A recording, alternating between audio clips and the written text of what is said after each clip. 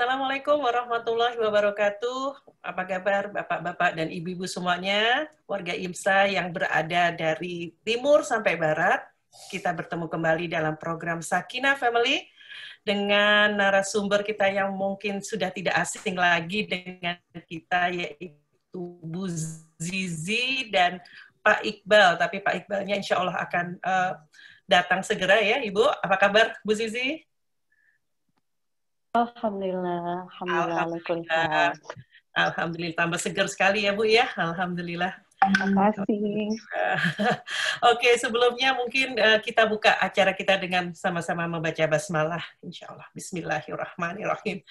Pada kesempatan kali ini, itu adalah seri yang hampir akhir-akhir ini, judul yang diberikan kepada pembicara atau didiskusikan pada sore hari ini adalah The Pursuit of Happiness, Can Money Buy Everything? Ketika pertama kali saya melihat judul ini, saya teringat salah satu film tahun 2006 kalau tidak salah yang dibintangi oleh Will Smith. Wah, jadi ketahuan nih saya juga nonton film ya, yang judulnya The Pursuit of Happiness. Jadi cerita tentang bagaimana seorang homeless di San Francisco, kebetulan saya tinggalnya di San Francisco bersama seorang anaknya, kemudian mereka berpindah tempat, akhirnya dia menjadi seorang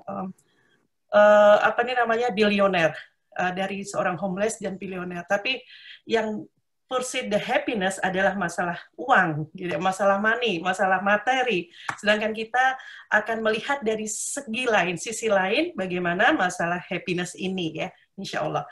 Dan insya Allah ini akan dikupas oleh Bu Zizi dan Pak Iqbal, insya Allah. Mungkin langsung saja kali ya Bu ya, tanpa berlama-lama. Silakan Bu Zizi. Baik, bismillahirrahmanirrahim. Assalamualaikum warahmatullahi wabarakatuh. Alhamdulillah, wassalatu wassalamu ala asyrafil anbiya'i wal mursalin wa ala alihi wa sahbihi ajma'in, amma ba'du. Alhamdulillah wa syukurillah kita bisa berkumpul lagi pada hari ini secara virtual, melewati bola dunia seberangnya ya. Pokoknya kita menerjang berapa lautan gitu untuk bisa bertemu seperti ini, dan bahagia sekali bahwasanya bisa menuntaskan sampai seri terakhir dari Sakinah Family ini ya. Dan yang terakhir nih closingnya, temanya tentang Pursuit of Happiness. Ini tema yang sangat berat banget sih menurut kita orang psikologi, karena tiap harinya kita berhadapan dengan orang-orang yang nggak happy gitu. Tapi bahkan ilmuwan sekalipun itu juga masih terus berputar otak meneliti berbagai macam hal tentang apa sih esensi dari happy ini dan kenapa nggak semua orang bisa merasakan happiness gitu. Makanya pentingnya kita untuk juga belajar mendalami ini, karena memang nggak segampang itu kita mengatakan don't worry be happy gitu, nggak bisa gitu, atau ya udah positive thinking aja, karena nggak sesederhana itu gitu. Jadi apa sih sebenarnya happiness ini? Jadi happiness ini ternyata bukanlah sesuatu yang bisa kita cari gitu. Happiness itu apakah terletak pada sebuah titik dalam hidup kita? Kayak misalnya ada peribahasa bersakit-sakit dahulu, bersenang-senang kemudian. Oh, berarti sekarang kita sengsara dulu ya, baru bisa ngerasain bahagia. Happiness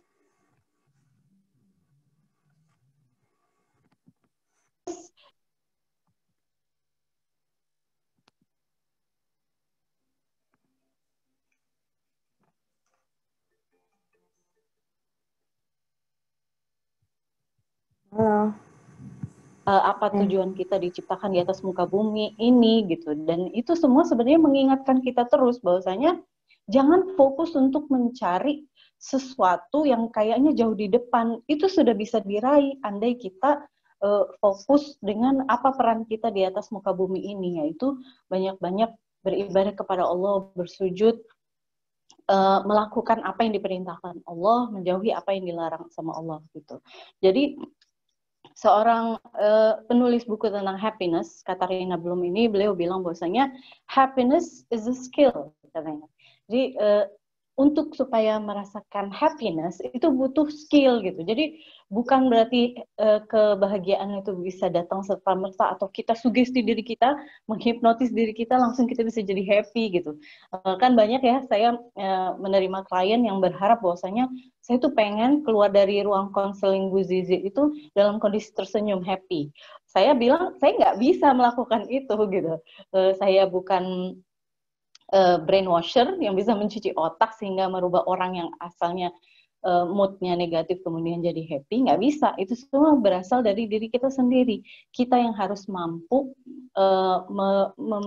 merubah cara kita berpikir sehingga pikiran kita bisa mensugesti perasaan kita. Akhirnya kita jadi merasakan happiness gitu. Jadi happiness is a skill. Perlu latihan, perlu cara-cara untuk supaya bisa merasakan yang namanya happy.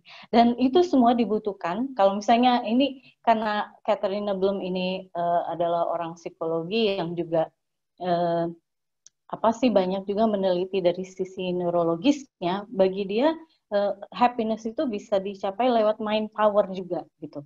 Nah, saya yakin ya teman-teman di sini, Bapak Ibu di sini yang mungkin menyimak kajian ini, kupingnya mungkin mendengarkan gitu, tapi mungkin pikirannya mengawang-awang kemana-mana, ya kan?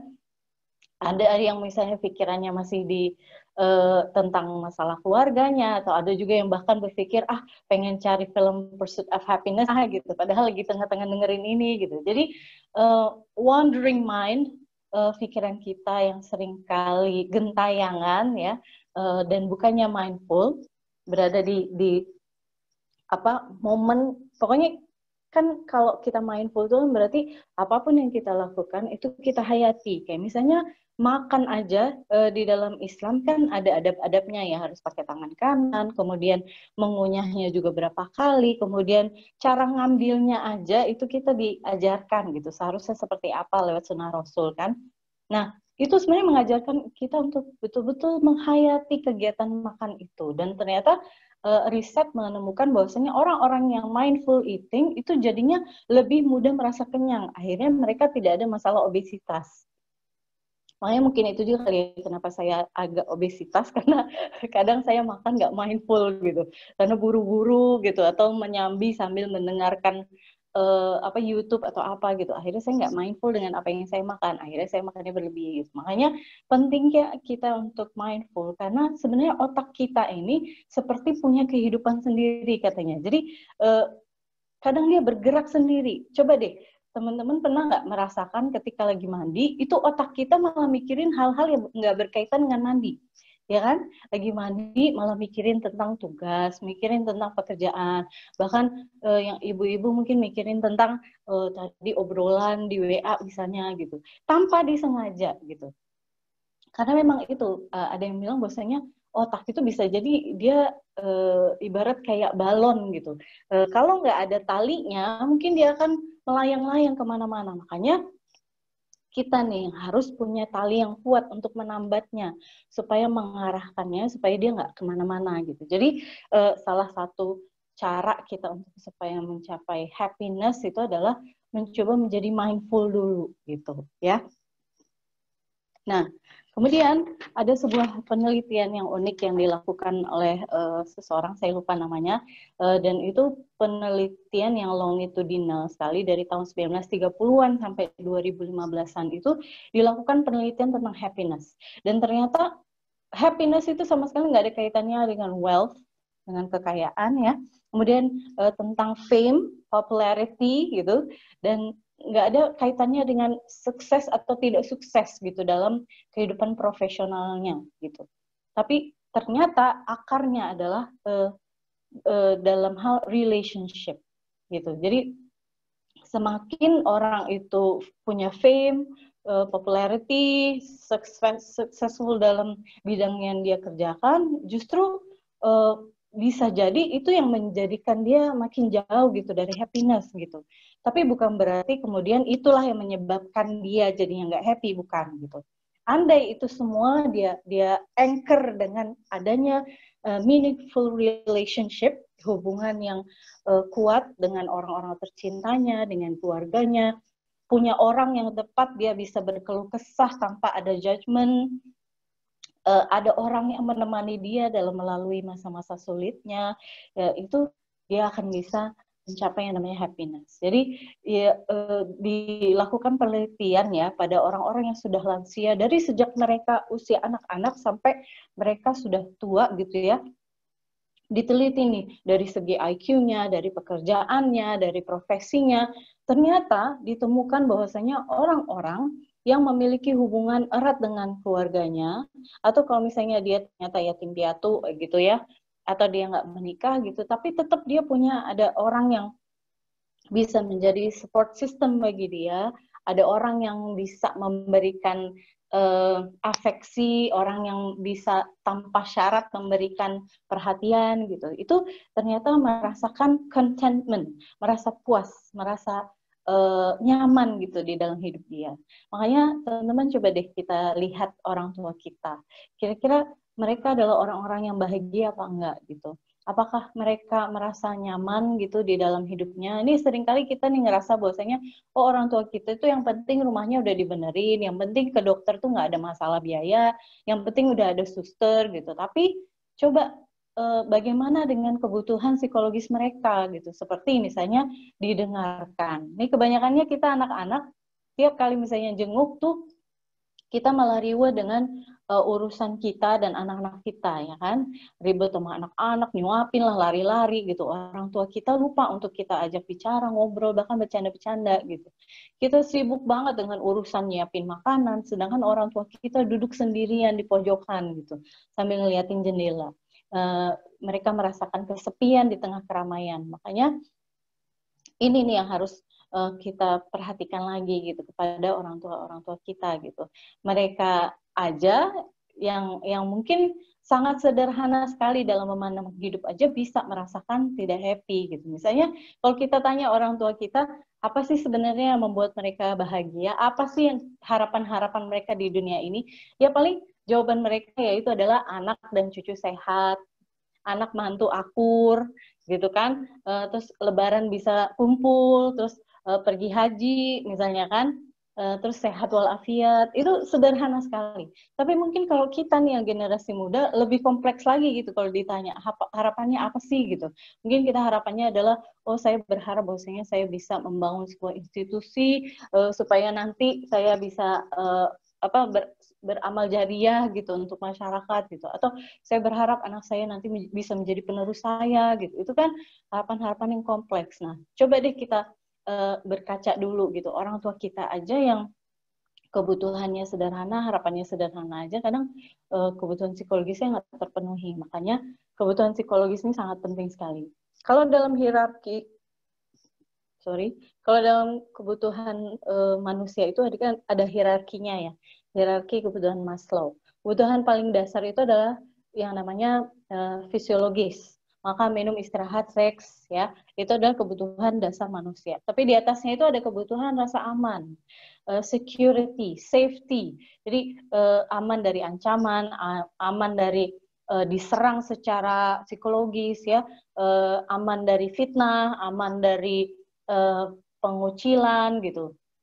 Itu adalah rasa aman. Lalu di atasnya adalah perhatian. Lalu di atasnya lagi adalah apresiasi, penghargaan. Tapi yang terakhir adalah aktualisasi diri. Makanya kalau kebutuhan-kebutuhan ini bisa terpenuhi, bisa menjadi penyumbang atau faktor yang besar dalam kita mencapai yang namanya kebahagiaan. Tapi sekali lagi, happiness is a method of life gitu. Jadi makanya penting sekali nih ya untuk kita supaya jangan terlalu mengkritik diri kita sendiri gitu. Memang sih bagus untuk kita supaya selalu muhasabah dan berusaha mengkoreksi diri, tapi ada momen-momen di mana self-criticizing itu malah membunuh kita gitu.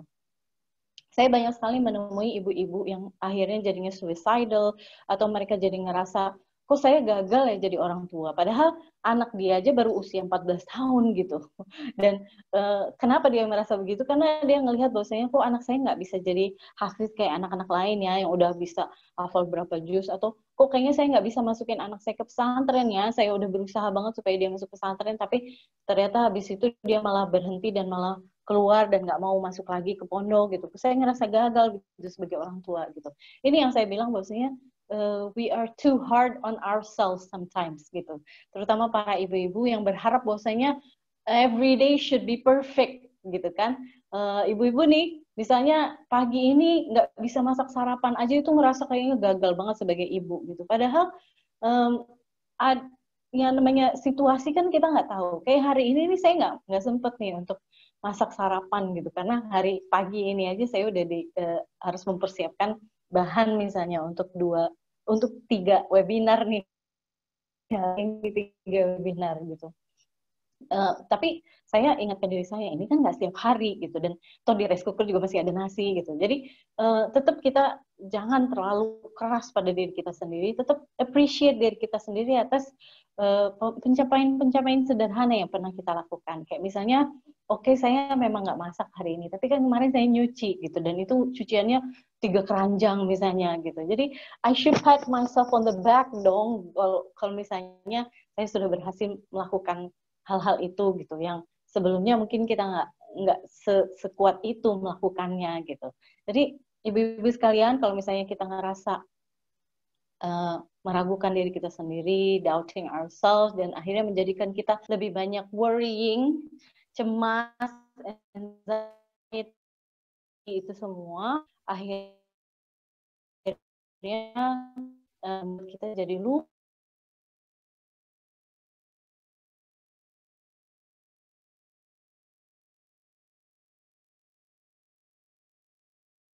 ini yang menulis tentang happiness ini adalah bahwasanya perlunya kita melatih diri kita mengarahkan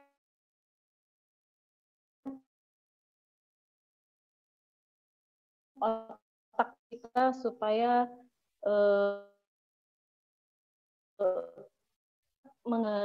gitu. Apalagi sekarang dengan adanya COVID ini kan, apalagi kalau di Indonesia ya, nggak tahu deh ya kalau misalnya di Amerika, misalnya pemerintah bilangnya kayak begini, tapi dokter-dokter bilangnya begini gitu. Mal-mal dibuka, tapi ternyata rumah sakit pada berteriak karena sudah penuh kapasitasnya gitu. Jadi kayak gimana sih yang seharusnya kita lakukan gitu. Terus misalnya kita udah berusaha maskeran, udah berusaha physical distancing,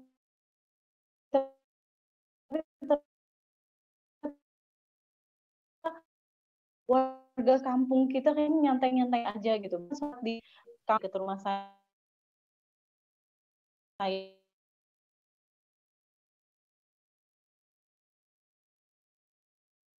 dan sebagainya gitu. Jadi kita kan mengalami kebingungan, sedangkan informasi yang kita dapatkan begitu menakutkannya gitu. Akhirnya hal terakhir yang penting kita lakukan adalah ya udah kitalah sendiri yang menciptakan barriernya. Barrier apa? Barrier dari informasi yang mana nih kira-kira yang bisa membuat pikiran kita tenang, hati kita tenang gitu. Dan kemudian jangan lupa untuk mempraktekkan gratitude ya. Jadi di dalam sebuah film kuno ya tahun 1950-an atau 40-an ya. Itu ada film namanya Pollyanna. Mungkin ibu-ibu yang meskipun lahirnya jauh di atas saya mungkin nggak tahu ya film ini. Itu film dari Disney kalau nggak salah. Masih hitam putih waktu itu. Saya waktu itu punya ininya soalnya. Punya videonya, video yang beta itu, yang video player yang masih kotak gitu, dibelikan orang tua saya dulu waktu di Irak. Pollyanna itu dia adalah seorang anak yatim piatu yang ayahnya itu adalah seorang missionary ya. Padahal ayahnya ini lahir dari keluarga yang kaya raya. Tapi ayahnya itu sengaja hijrah untuk supaya melakukan misinya sebagai seorang pendeta di daerah-daerah yang memang miskin di Amerika gitu saat itu. Dan anak-anaknya dilatih untuk setiap hari memainkan gratitude game. Jadi permainan mengucapkan syukur gitu. Jadi dalam setiap situasi apapun dilatih oleh ayahnya. Oke, yuk kita main game yuk, kita main game syukur yuk gitu. Apa yang kamu syukuri dari hal ini sekarang gitu. Saat ini apa yang kamu syukuri gitu. Itu dilatih terus setiap hari. Dan sekarang setelah saya dewasa dan saya buka lagi film itu di YouTube, saya ngerasa dalam banget ya game gratitude ini. Dan ternyata lewat penelitian yang dilakukan dan ditemukan juga oleh Katarina Blum ini, gratitude itu sangat penting sekali. Dalam salah satu seminarnya bahkan dia bilang, coba deh eksperimen sekarang ini kalian yang duduk di seminar saya ini, tolong teks significant other kalian dan ucapkan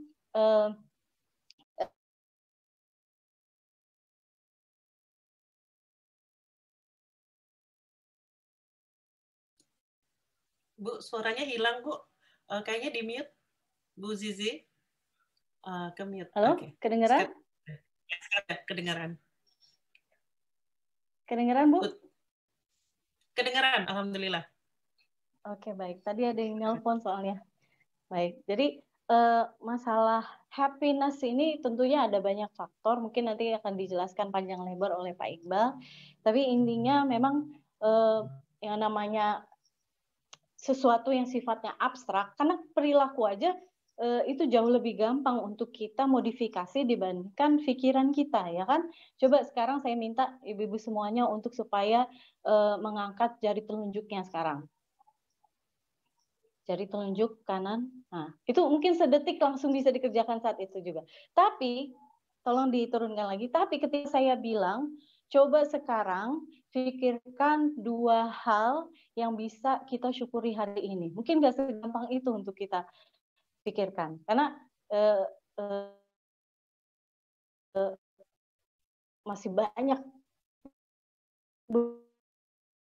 begitu banyak banyaknya sampai susah gitu.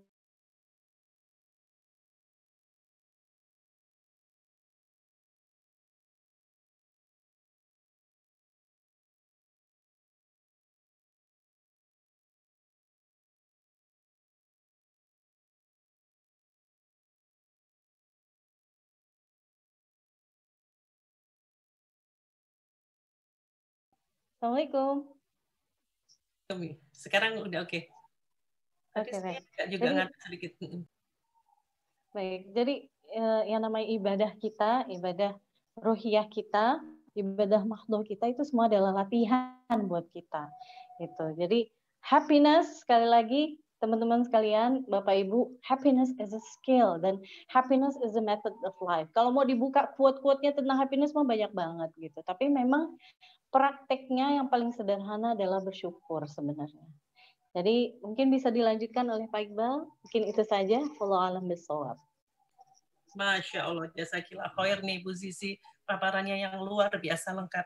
Tadi saya sedikit highlight ya. Jadi happiness itu bukan tidak related dengan wealthy, popularity dan famous ya. Saya jadi teringat ini, kebetulan saya tinggal di San Francisco. Di utara San Francisco itu ada kota yang paling mahal, Sausalito, dan tinggalnya artis Hollywood terkenal Robin Williams. Mungkin Ibu kenal ya Bu ya, Robin Williams. Kurang apa ya beliau ya, kaya raya, kemudian populer, famous, tapi dia mengakhiri hidupnya dengan menggantung diri gitu ya. Jadi benar sekali apa yang dikatakan oleh Bu Zizi tadi ya. Saya selalu ingat Robin Williams karena setelah Golden Gate Bridge ada tunnel namanya Robin Williams Tunnel setelah beliau meninggal. Jadi luar biasa jasanya justru dilihat setelah Robin Williams ini meninggal. Oke, sekarang tampaknya Pak Iqbal juga sudah ada bersama kita. Mungkin langsung saja ke Pak Iqbal. Jazakillah khair. Bu Zizi tapi masih di sini, Bu? Atau mau pamit? Apa langsung saya pamit? Mau pamit dulu. Telepon ini lagi, Bu. Pamit dulu ya. Terima kasih banyak. Warahmatullahi wabarakatuh. Jazakumullah khairul jaza semuanya. Alhamdulillah ketemu lagi 2 pekan lagi. Silakan Pak Iqbal. Baik. Paparannya. Baik Bu, bismillahirrahmanirrahim. Assalamualaikum warahmatullahi wabarakatuh. Alhamdulillah, alhamdulillahillazi hadana lihaza wa ma kunna linahtadiya laula an hadanallah. Asyhadu an la ilaha illallah wa asyhadu anna Muhammadar Rasulullah. Pertama-tama marilah kita bersyukur kepada Allah karena berkat rahmat dan hidayah Allah hari ini kita masih bisa diberi kesehatan. Betapa banyak hari ini saudara kita yang harus terbaring di rumah sakit, pasang ventilator, cuci darah, gagal ginjal, kemoterapi. Tapi alhamdulillah hari ini Allah memberikan sebuah kenikmatan yang luar biasa kepada kita, yaitu kesehatan iman Islam. Salawat dan salam kepada Rasulullah SAW dan Muhammad SAW yang telah membawa umatnya dari alam jahiliyah, di mana waktu itu anak perempuan dikubur hidup-hidup, di mana orang saling bunuh, mabuk-mabukan, berzinahan. Rasulullah hadir memberikan cahaya. Walaupun Rasulullah tidak pernah membangun gedung yang tinggi, gedung yang megah, tapi cahayanya sampai ke penjuru dunia ini. Untuk itu Bapak Ibu sekalian, terima kasih teman-teman IMSA. Ini kayaknya terakhir ya, sesi terakhir ya? Belum Pak, masih ada lagi. Oh masih ada ya, masih ada ya. Lupa saya. Oke, tadi Bu Zizi akan melanjutkan dengan psikologi seksualnya, itu memang topik-topik favorit saat ini. Karena memang saat ini kami menemukan korelasi yang positif antara kepuasan seksual dengan keinginan untuk bercerai dan ketidakharmonisan. Jadi mungkin nanti ibu-ibu boleh lah khusus sesi topik khusus itu ya. Tapi ibu-ibu aja kali ya. Oke, suami istri boleh. Karena itu masalah yang tabu sekali dibahas saat ini. Padahal itu kunci dari salah satu kunci dari happiness itu. Nah, hari ini saya akan menampilkan sebuah slide ya. Kebetulan tim saya sudah menyiapkan. Jadi memang bicara tentang kebahagiaan ini memang banyak peliknya ya. Kalau bahasa Melayunya itu pelik. Kenapa pelik? Karena banyak orang mengatakan bahwa buat apa uang? Kan uang tidak dibawa mati, kira-kira begitu ya. Yang selalu menjadi alasan orang akhirnya malas-malasan dan tidak bekerja keras. Padahal memang padahal sebenarnya uang itu bisa dibawa mati. Contohnya apa? Wakaf. Kalau kita sedekah wakaf, bangun masjid, bangun sekolah, madrasah, bangun lembaga sosial, itu insya Allah mengalir pahalanya sampai kita mati. Jadi tagline ini harus kita pertimbangkan lagi untuk melihatnya, karena lagi-lagi yang kita perlukan sekarang adalah, banyak orang mengatakan tadi bahwa ada sebuah daerah di Indonesia ini yang indeks kebahagiaannya tinggi. Tetapi orang di sana itu ternyata santai kehidupannya. Tidak mau kerja, makan enak, ya. Kemudian akhirnya indeks pembangunan manusianya rendah, walaupun tingkat kebahagiaannya tinggi. Jadi lagi-lagi Bapak Ibu sekalian, dalam konteks ini, lagi-lagi saya pun sendiri terkadang dituduh juga oleh teman-teman ini, Iqbal ini kayaknya penganut materialisme nih. Karena saya mendapati kasus-kasus perceraian yang memang ujung-ujungnya soal duit. Gitu loh. Suaminya romantisnya bukan main, bukan apa lagi. Baik, imannya kuat, tapi begitu goncangan ekonomi tiba, error. Orang-orang yang suaminya ditangkap KPK pernah datang ke rumah konseling kami, datang, nangis-nangis. Kenapa suami ibu ketangkap KPK, kenapa korupsi gitu ya? Karena ternyata lagi-lagi salah satu yang menjadi dasar mereka melakukan itu adalah tadi, karena godaan. Jadi makanya dalam Islam itu bahwa setiap orang itu tentu saja digoda sesuai dengan kemampuannya. Jadi ada orang-orang yang tidak kuat menghadapi guncangan kesuksesan itu. Nah, Bapak Ibu sekalian, ternyata dalam teori psikologi, happiness ini memang banyak sekali alirannya yang disebut dengan aliran psikologi positif. Nanti Bapak Ibu bisa baca buku tentang psikologi positif ya. Psikologi positif ini adalah salah satu yang sedang berkembang saat ini, di mana kita tidak lagi melihat kelemahan manusia saja, tapi kita pun melihat potensi-potensi kebaikan dari setiap manusia itu. Terkadang psikolog selalu mencari kesalahan orang. Tapi juga makanya banyak orang datang ke psikolog itu bukan ketika bermasalah saja, tapi ada hal-hal yang ketika dia sedang menghadapi kebingungan karena situasi yang positif. Contohnya, IQ anak saya terlalu tinggi, Pak. 139 atau 140. Gimana ya cara saya mengatasinya? Itu namanya psikologi positif. Tapi ada juga yang bermasalah, anak saya nggak mau belajar. Itu psikologi negatif namanya. Jadi ini yang harus kita pahami, bahwa kebahagiaan itu ada banyak perspektif. Bagi sebagian orang kita heran. Ada orang tinggal di kota, setiap pagi ngerokok, ngopi, nggak pernah olahraga. Tinggal di kampung. Ngerokok, ngopi, nggak pernah olahraga. Tetapi usianya 90 tahun. Ada orang di kota setiap pagi main sepeda, lari, ya kan, jogging, nggak ngerokok, semua makanan dijaga, tapi meninggal juga di usia 54 tahun. Ini misterius. Pertanyaannya kenapa bisa begitu? Ternyata yang terpenting, yang paling penting dalam aspek psikologi itu adalah pikiran. Ada namanya psychophysic parallelism. Bahwa fisik dan psikis itu adalah satu kesatuan gerbong kereta. Satu kesatuan. Kalau fisik itu sakit, itu akan berdampak ke psikis. Contoh apa? Orang kena cancer, orang kena COVID, orang kena HIV, AIDS, orang kena yang namanya gagal ginjal, itu sudah pasti berdampak kepada psikologisnya. Dia mungkin sensitif, dia mungkin mudah marah, mudah tersinggung. Demikian juga orang yang terkena tekanan stres, itu berdampak ke sariawan, asam lambung. Bahkan saya pernah operasi usus buntu beberapa tahun yang lalu, dokter mengatakan, Mas Iqbal, ini kejadiannya biasanya paling banyak kami operasi usus buntu itu ketika akhir tahun. Ketika orang lembur, kerja audit, mau diaudit, ketakutan, itu banyak orang kena usus buntu. Bayangin coba, usus buntu sekalipun kata dokter saya itu berhubungan dengan psikologis. Termasuk dengan istri-istri ya. Mohon maaf, saya kalau mendapati istri yang diselingkuhi atau suaminya kawin lagi dengan mata bengkak gitu ya, itu udah gak rasional udah. Bahkan ada yang telepon, Pak, tolong carikan saya pacar. Saya ingin membalas sakit hati. Udah error semuanya. Yang awalnya akhlaknya baik, sholatnya rajin, tiba-tiba ketika psikisnya terganggu, dia bisa melupakan semua kebaikan-kebaikannya. Lupa dengan pendidikannya, lupa dengan gelar sarjananya. Karena tadi mengikuti hawa nafsu. Jadi apa itu bahagia? Jadi banyak ahli mengatakan bahwa kebahagiaan adalah sebuah keadaan pikiran di mana tidak ada rasa kesedihan. Jadi you are the king in yourself. Kamu adalah raja bagi dirimu. Saya tanya Bu Wiwin, kalau ibu dibentak orang, kira-kira ibu nangis nggak, Bu? Tergantung siapa yang bentak, Pak, dan situasinya. Artinya, setiap orang itu bisa mengendalikan kebahagiaannya. Orang lain itu hanya pemicu saja. Ini dalam teori ini, bahwa kita itu sebenarnya seperti raja. Kalau ada orang nendang kita mau ketawa bisa. Kalau ada orang bentak kita ketawa bisa. Tetapi terkadang perilaku kita dipengaruhi oleh yang namanya anggukan universal atau konformitas tadi. Bahwa orang dibentak itu biasanya nangis. Itu tertanam di value-value kita, akhirnya kita pun menangis. Padahal ada banyak orang dibentak, dia memukul orang yang membentaknya. Dia membalas, kira-kira gitu, bentak lagi.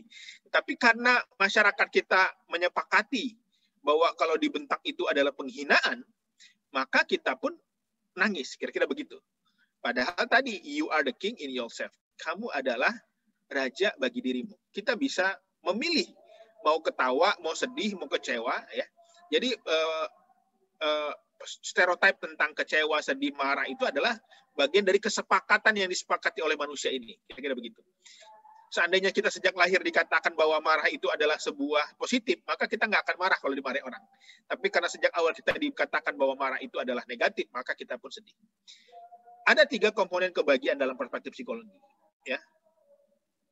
Ada namanya positive emotion, ya, gembira, cinta, bahagia, harapan, keyakinan. Ada namanya engagement, ya, kesadaran, awareness, ya, kehadiran, attendance, dan mengalami experience. Dan ada yang ketiga disebut mining, yaitu deskripsi, manfaat, dampak, dan evaluasi. Jadi ini yang menjadi 3 komponen kebahagiaan. Kalau emosi kita positif, kita bahagia. Apa contoh emosi positif itu? Senang, ceria, itu bahagia. Ya, hari ini saya ceria, bahagia. Ya. Kemudian kenapa Pak Iqbal bahagia? Karena kemarin saya rapid test hasilnya negatif, non reaktif, bahagia saya. Sudah cemas, takut kena gitu ya. Kemudian engagement, ya, kesadaran, ya. Tadi lagi-lagi mengalami pengalaman-pengalaman, kemudian tadi kebermaknaan hidup. Nah, ini terpenting dari kita. Kebanyakan kita, entah kenapa, para korban KDRT itu cenderung dia mengikuti emosi para pelaku KDRT. Contoh misalnya kalau ada suami marah, ya, yang diinginkan suami ketika marah itu apa? Ketika memukul misalnya, ada suaminya memukul, yang diinginkan oleh pemukul itu apa? Bahwa kita takut. Kita ketakutan, kita mohon ampun, ya, kita mungkin nangis-nangis. Itu semakin kita nangis-nangis ketika dipukul, maka si pelaku semakin merasakan kebahagiaan. Karena tujuannya itu, mendapatkan kekuasaan, mendapatkan pengakuan. Tapi seandainya ketika suami itu memukul, lalu si istri ketawa, kira-kira si suami akan tujuannya tercapai nggak? Tidak. Artinya makanya di beberapa daerah ya, khususnya di Sumatera, saya pernah selalu cerita dan selalu jadi bahan tertawaan gitu ya. Saya kebetulan orang Minang, lahir di Medan, dan di Medan itu memang jarang yang istri yang menjadi korban. Biasanya menjadi pelaku enggak ya? Biasanya imbang lah ya. Tapi sebenarnya suami itu banyak menjadi korban, tapi mereka tidak berani mengaku, tidak berani melaporkan, malu lah ya. Masa seorang suami bergondrong dan bertato dicakar istrinya, itu nggak mungkin. PSTI ya Pak ya, di sana jadinya. Persatuan Jadi, Suami Takut Istri. Begitu suaminya memukul, pak, si istrinya nggak nangis. Dia langsung bangkit, langsung pergi ke dapur, ngambil golok. Langsung suami dikejar pakai golok. Dan semenjak itulah suaminya tidak berani melakukan kekerasan lagi. Tapi di sebagian orang di masyarakat Jawa, saya melihat bahwa ketika dia dipukul, dia menangis, takut. Dan disitulah kepuasan pelaku semakin tinggi. Kira-kira begitu. Dan akhirnya dia mengulangi lagi. Jadi makanya dalam kasus KDRT jarang sekali ke ranah hukum, karena biasanya itu saling melakukan kekerasan. Si istri melakukan kekerasan verbal, si suami melakukan kekerasan fisik. Tidak mungkin begitu istrinya menghinanya lalu membalas menghina lagi, nanti dibilang kayak perempuan. Makanya itu yang terjadi pada laki-laki, karena value dia adalah bahwa harga diri itu harus diselesaikan, kira-kira begitu. Itu yang jadi salah paham, yang akhirnya menjadi kekerasan. Ya, walaupun banyak juga suami-suami yang sabar dihina, dicaci maki, sabar ya, karena demi anak ya. Itu saya dapati kasus-kasus seperti itu. Ya, istrinya marah-marah, maki-maki, hina-hina, ya, ngomong jorok dan lain-lain, tetapi suaminya sabar.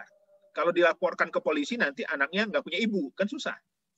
Makanya banyak kasus KDRT tidak terungkap di pengadilan karena biasanya kedua pihak melakukan kekerasan.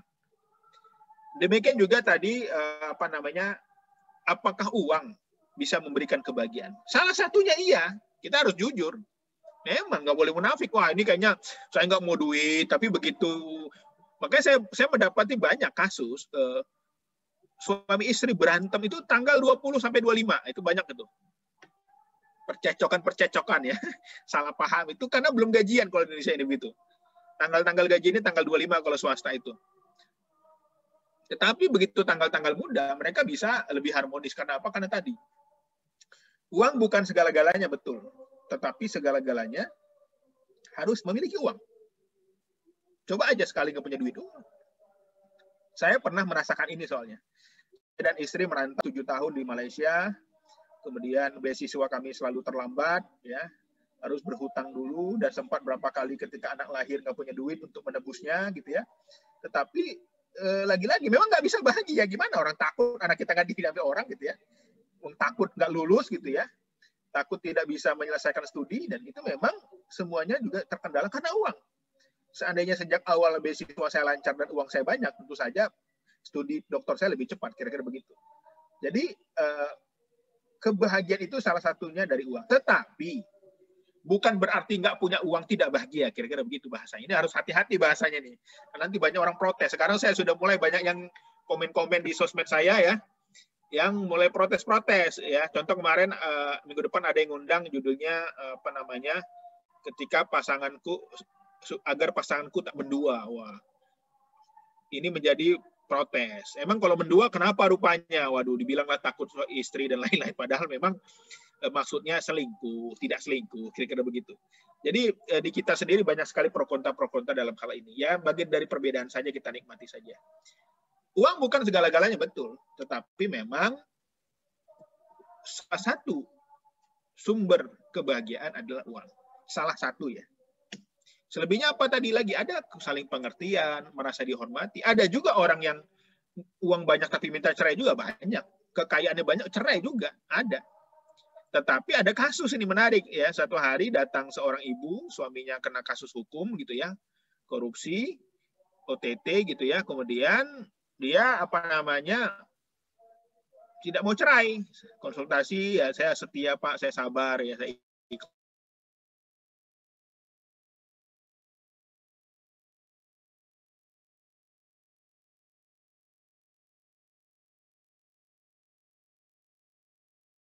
Pak, karena saya dikasih 60 juta sebulan, sekarang nggak lagi dikasih. Jadi ternyata memang uang ini bisa menunda perceraian, kira begitu.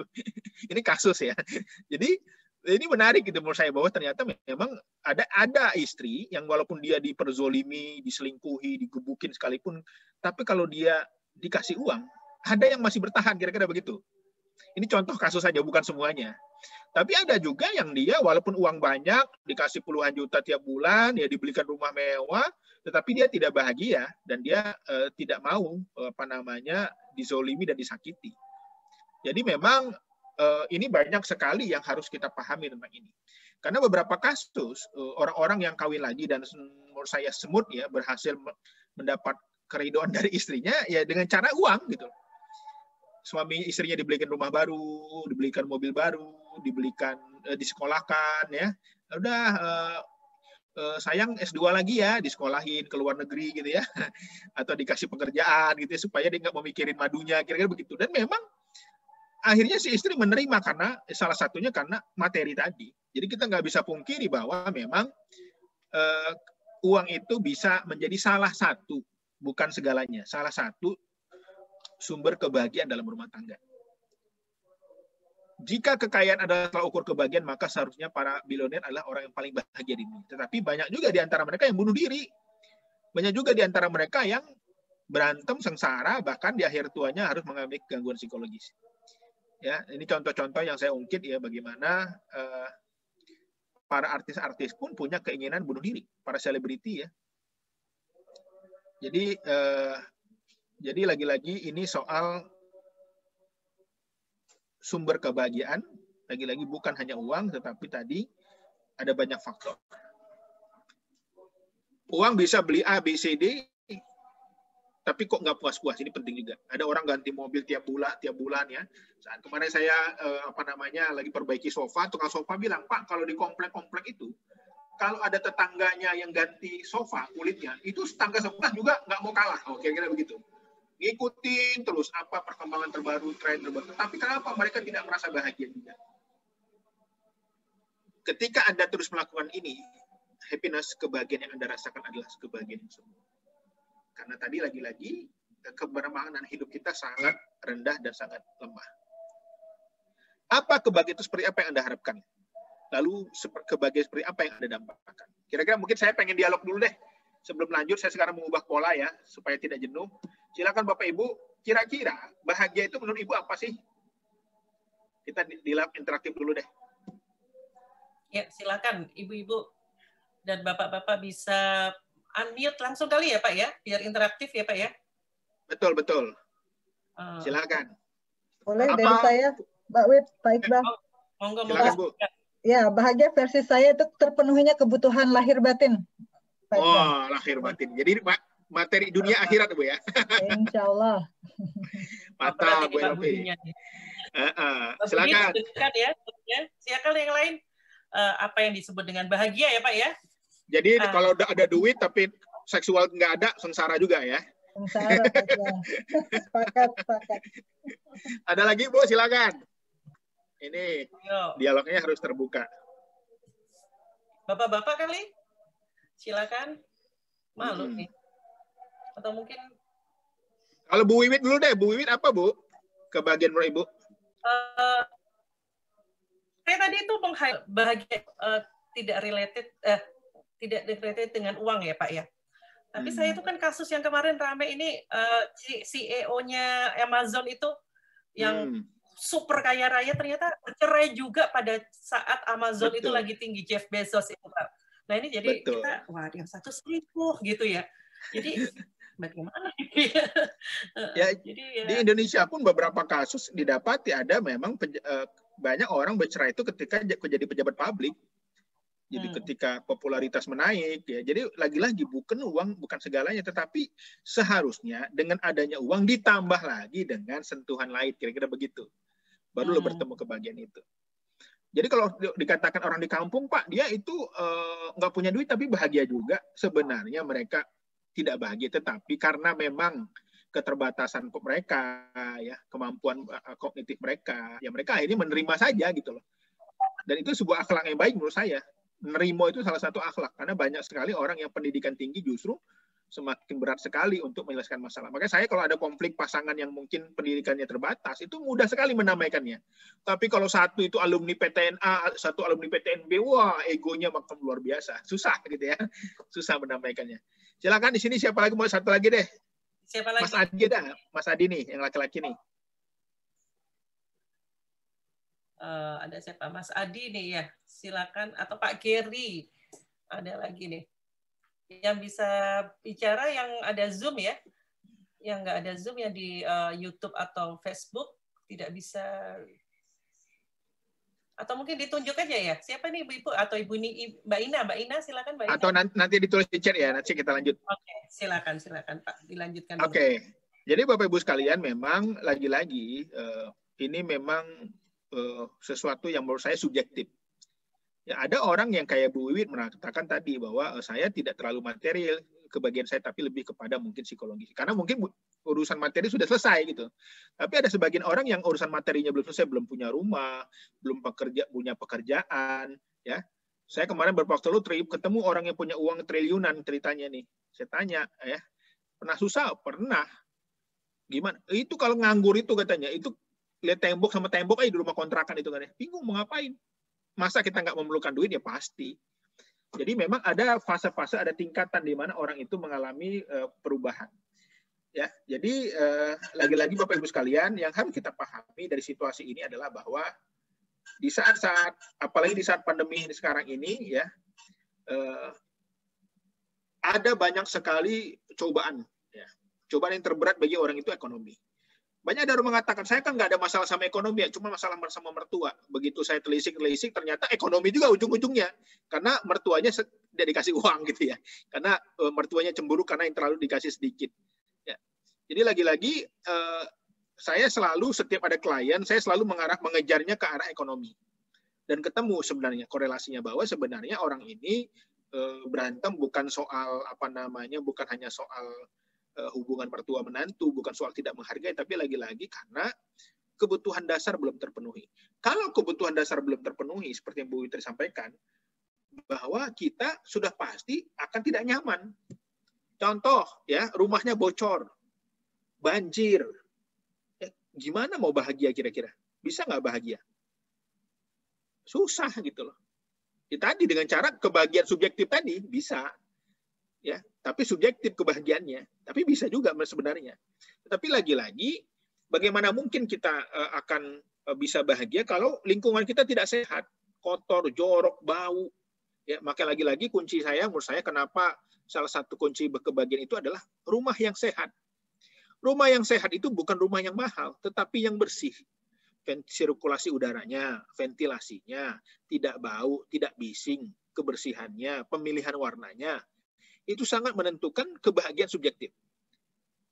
Ya, ada uang banyak, ya, tapi ibu tinggalnya di kardus, di rumah kardus kira-kira, di kolong jembatan, tapi uangnya miliaran, ditidurin gitu. Tentu nggak bahagia juga, pasti badannya gatal-gatal juga gitu. Pasti penyakit datang juga gitu. Jadi lagi-lagi ini adalah salah satu ibaratnya variabel-variabel penting dalam kebahagiaan itu. Bagaimana membuat kita bahagia? Ya, ternyata kebahagiaan ini tidak terletak pada hal selama ini harus kita kejar dan kita yakin akan membuat kita bahagia. Tetapi kebahagiaan terletak pada sikap dan keyakinan kita tentang makna dari setiap yang kita lakukan. Minimum kebutuhan dasar terpenuhi, saya kira itu. Makan, minum, sandang, papan, pangan. Baru kita bicara tentang bahwa tadi kebahagiaan itu ternyata memang subjektif. Terletak pada sikap, keyakinan, value-value yang kita pahami. Jadi happiness itu terletak bagaimana setiap hal yang kita lakukan kita rasakan maknanya. Kebermaknaan. Kita nggak punya duit pun, tapi lalu kita buat status di Facebook. Teman-teman, ini ada tetangga saya baru tabrakan. Dia nggak punya orang tua di sini. Ayo kita bantu kumpulkan uang, nomor rekening ini. Bahagia kita. Karena kita bisa membantu orang. Kira-kira begitu. Itu cara-cara kita mendapatkan kebahagiaan. Jadi kalau hari ini kita mendapati dari segi ekonomi kita belum mencukupi, maka carilah cara lain jalan kebahagiaan itu dengan cara banyak hal tadi. Melakukan kegiatan sosial, kuncinya agar hidup kita bermakna. Ya, ini yang harus ini banyak sekali di film-film psikologi ya, yang saya lupa judulnya ya, tentang kebermaknaan hidup. Itu kisah orang Yahudi yang dia di camp Nazi. Ini awalnya lahir muncul psikologi transformasional namanya, psikologi ya transformasional ya, di mana orang itu dia ketika dia dalam perang, dia mengatakan ditembakin gitu ya, si orang ini mengatakan kepada anaknya bahwa ini adalah hanya permainan. Jadi kita harus menghindar, sembunyi gitu ya, sambil ketawa-ketawa gitu. Padahal itu perang beneran. Padahal ditembakin. Tapi alhamdulillah mereka selamat. Jadi dengan merubah persepsi, dengan merubah mindset, itu semua bisa dilewati dengan baik. Kemudian juga Beautiful Life kata Mbak ya, that's why Beautiful Life ya. Jadi itu banyak sekali contoh-contoh memang kejadian nyata yang mungkin difilmkan dan itu bisa jadi sebuah kebahagiaan. Demikian juga memang dalam kisah-kisah kenapa banyak sahabat-sahabat Nabi ketika Rasulullah SAW meninggal dunia, mereka juga pun mengambil kuda langsung pergi berdakwah ya, berkelana ya, karena tadi dia merasakan kebermaknaan hidup dengan dia berdakwah. Demikian juga makanya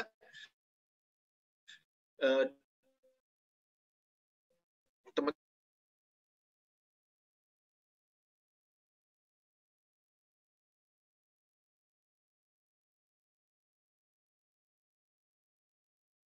saya kepake dan saya menimbulkan kebahagiaan, dan kebahagiaan itu kan tubuh ya gitu. Dengan kebahagiaan itu insya Allah maka daya tahan tubuh kita meningkat. Seperti apa yang harus dilakukan supaya bisa merasakan meaningful ketika melakukan sesuatu, yaitu dengan grateful, yaitu bersyukur. Tadi seperti yang disampaikan Bu Zizi. Termasuk orang-orang yang datang kepada kami pun, analisa saya ada korelasi dengan tidak bersyukur. Terkadang sudah dapat suaminya yang ganteng, baik, punya pekerjaan, masih saja mengeluh. Menanyakan, kenapa suami saya tidak romantis? Padahal suaminya udah ganteng. Padahal mohon maaf, dianya tidak cakep gitu. Tetapi ingin sempurna. Jadi makanya orang datang ke kami itu pertama tadi orang yang suka mengeluh, tidak bersyukur atas nikmat Allah ya. Yang kedua adalah orang-orang yang dia itu mencoba menjadi Tuhan. Karena apa? Tugas manusia ini di dunia ini adalah berusaha. Kalau kita sudah berusaha, lalu kita berdoa, Bismillahi tawakkaltu 'ala Allah, la haula wala quwata illa billahil aliyyil azim. Kalau kita sudah berusaha nih Bu, suami ibu nggak selingkuh, udah berusaha, ibu romantis, ibu prima ya, pokoknya komunikasi lancar, ternyata nauzubillah satu saat terjadi juga, maka serahkanlah semuanya kepada Allah SWT. Karena terkadang bagi kita dihina, jadi difitnah. nerimo gitu ya Pak ya? Ya kita udah berusaha. Jadi kadang-kadang difitnah, dihina, dicaci, dimaki, itu pahala semua. Kenapa kita marah? Masa dikasih pahala marah? Kira-kira begitu. Itu yang selalu saya lakukan kepada klien-klien saya yang mengubah mindset-nya. Oh ternyata begitu Pak ya. Kan ibu mau guling-guling pun, ibu mau teriak-teriak pun, kejadian sudah terjadi. Gitulah. Tetapi lagi-lagi kuncinya dari kita adalah usaha. Makanya kalau ada orang sudah ikut tes sana sini nggak lulus juga, Bismillahi tawakkaltu 'ala Allah. Kayak saya dulu, saya pengen masuk Akabri, nggak diterima. Ya, saya sempat down ya kan, nggak mau keluar kamar, nggak mau makan ya, malu. Tapi ternyata sekarang saya mendapat kesempatan mengajar di sekolah-sekolah TNI Polri. Ternyata di balik kegagalan itu Allah menyiapkan yang lebih baik gitu kira-kira. Seandainya dulu saya menjadi Akabri, mungkin saya jadi peserta. Tapi ketika saya tidak lulus, lalu saya kuliah mengejar pendidikan, lalu ternyata sekarang saya jadi dosennya gitu loh. Saya ngajar dosen tamu di sekolah di Sesko TNI Angkatan Darat di Bandung, saya ngajar di TNI AU, saya ngajar di Mabes Polri gitu ya. Jadi terkadang kita terlalu cepat menyampaikan kesimpulan. Termasuk ujian yang hari ini kita alami, Bapak Ibu sekalian. Yang hari ini kalau mauzubillah ada di antara kita yang mendapati ujian kesulitan hidup, yakinlah itu semua akan bermanfaat. Akan bermanfaat. Suatu hari ketika saya SMP, NIM saya tidak cukup untuk masuk SMA favorit. Wah, saya down juga. Punya masalah, aduh pusing saya. Akhirnya orang tua saya bilang, udah kamu sekolah ikut om saya. Di Aceh. Pergi saya ke Aceh sana. Sesampai di Aceh, ada banyak sekali wawasan yang saya tahu. Ternyata Aceh itu begini, begini. Akhirnya saya kembali pindah lagi ke Medan, dan ternyata betul, ketika saya bertemu dengan orang Aceh, itu kepake semua. Saya tahu Aceh itu begini ya, nyambung gitu loh. Dan itu ternyata memang luar biasa. Seandainya saya tidak pernah pindah sekolah waktu itu, mungkin saya tidak mendapatkan pengetahuan seperti itu. Jadi apa yang hari ini kesulitan kita alami, yakinlah satu saat itu akan bermanfaat. Minimum nanti ibu-ibu yang menderita, bapak-bapak yang hari ini pernah menderita, pernah di PHK, pernah nggak punya duit, itu layak menjadi motivator. Karena motivator itu artinya menjual penderitaan. Kayak saya nih, saya layak jadi motivator karena menderitanya udah banyak. Kan nggak mungkin motivator cerita, saya dulu sekolah naik Mercy, ya kan, kemudian saya di biaya sekolah di orang tua saya dimodal. Ini nggak ada yang menarik gitu loh. Tapi kalau saya dulu cerita saya dulu Sabtu Minggu pergi ke Hotel Marriott Putrajaya Malaysia, saya nuangin air. Ketika Siti Nurhaliza lagi nyanyi Cindai, saya nuangin air. Kita Mahathir Muhammad berceramah, saya menuangin air. Tetapi di pojok seragam yang saya pakai di hotel itu, saya berazam. Menetes air mata saya bahwa satu saat saya pun bisa menginap di hotel ini dan berdiri di sini. Wah, itu menjadi sebuah cerita gitu loh. Jadi hari ini Bapak Ibu yang pernah menderita jangan sedih. Satu saat cocok jadi motivator. Ibu-ibu yang punya masalah tangga yang ribet, yang banyak, ya dizolimi, cocok jadi konselor. Kira-kira begitu. Jadi bersyukur ini juga tadi penting ya, lagi-lagi saya pun sering memberikan relaksasi bersyukur ini. Karena bersyukur ini sementara sebenarnya berkorelasi dengan memaafkan. Ini tadi. Banyak di antara kita itu sebenarnya kenapa tidak bahagia, salah satunya karena ada unfinished business, masa lalu. Orang menyebutnya dengan inner child. Ya. Beberapa waktu lalu datang seorang laki-laki, suami datang ke saya bahwa dia itu diusir istrinya. Kenapa? Saya bilang, karena dia itu sudah 6 tahun gagal terus usahanya. Lalu dia memaksa kepada saya bahwa ini karena inner child saya, Pak. Saya pernah diperlakukan buruk oleh orang tua saya. Saya pernah dizolimi, Pak. Saya waktu kecil itu kuliah gagal, Pak. Sekolah gagal. Sering dipukul. Ya. Tetapi saya tidak mau mengatakan iya. Enggak, saya bilang. Bapak bukan karena inner child. Tidak, Pak. Iya, saya bilang. Saya memaksa untuk mengatakan bahwa itu bukan karena inner child. Dan akhirnya si Bapak itu mengaku. Betul, Pak. Sebenarnya saya dulu pengusaha sukses. Dia tunjukin link-link berita koran. Dia pergi haji sama istrinya. Dia sudah punya rumah banyak. Dulu saya sukses, Pak. Tetapi saya jatuh.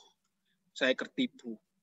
Artinya apa? Bahwa sebenarnya orang ketika gagal selalu menjadikan inner child sebagai kompensasi dari kegagalan masa lalunya. Padahal ada banyak orang yang masa lalunya lebih buruk dari kita. Nggak punya ayah, nggak punya ibu.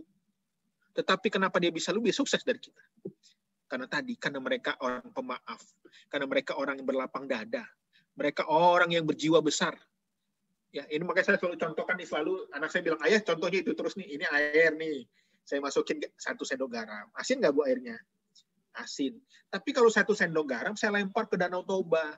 Asin nggak Danau Tobanya dengan 1 sendok garam? Tidak. Kenapa Danau Toba itu tidak asin oleh 1 sendok garam? Karena wadahnya luas. Demikian juga dalam hidup ini. Tidak ada masalah yang besar dalam hidup ini. Yang ada hanyalah hati dan pikiran kita yang sempit.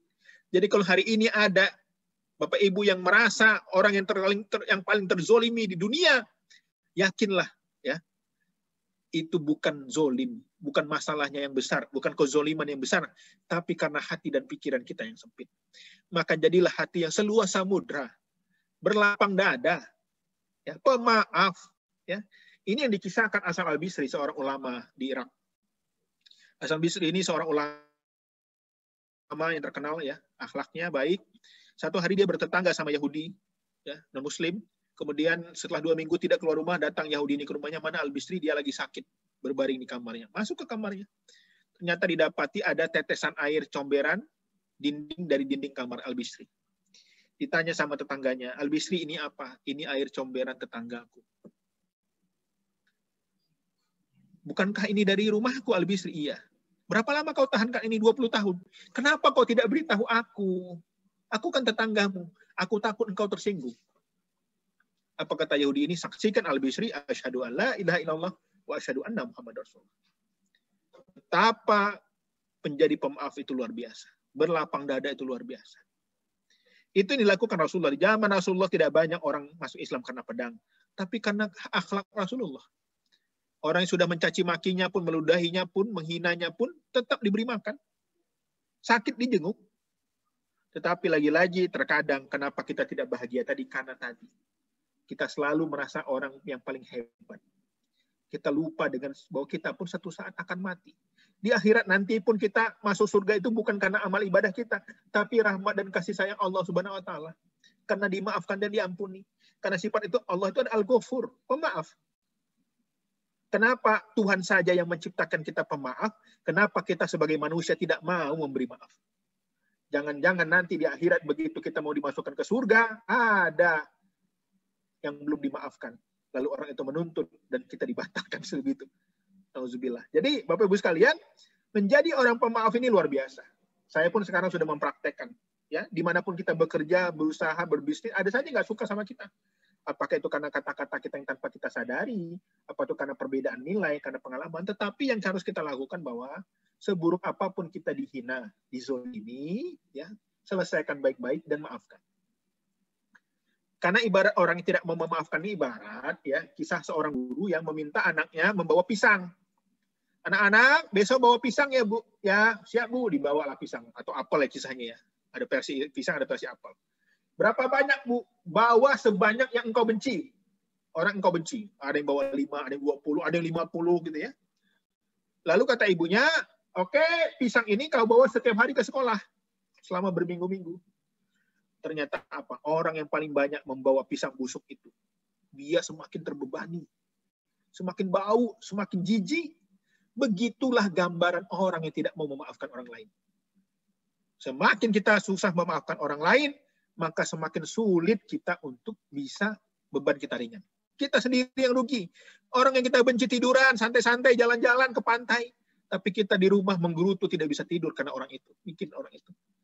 Maka saya salah satu kelemahan saya dari dulu adalah tadi, berani malu.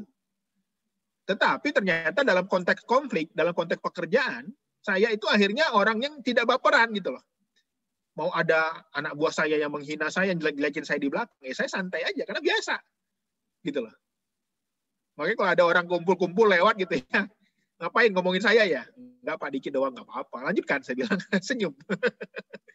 Karena lagi-lagi, bicara rumah tangga itu kadang-kadang bicara tentang self-worth, harga diri. Harga diri seperti apa sih yang mau kita banggakan? Bukankah kita calon penghuni tanah, calon manusia biasa yang akan dikubur, yang akan diminta pertanggungjawaban di dunia dan akhirat? Kenapa kita memiliki harga diri yang sangat tinggi tadi? Makanya ini penting sekali menurut saya, turunkan sedikit harga diri, ya, supaya mudah memaafkan. Kira-kira begitu. Karena terjadi lagi-lagi, kenapa orang suka marah? Tadi karena harga dirinya terlalu tinggi.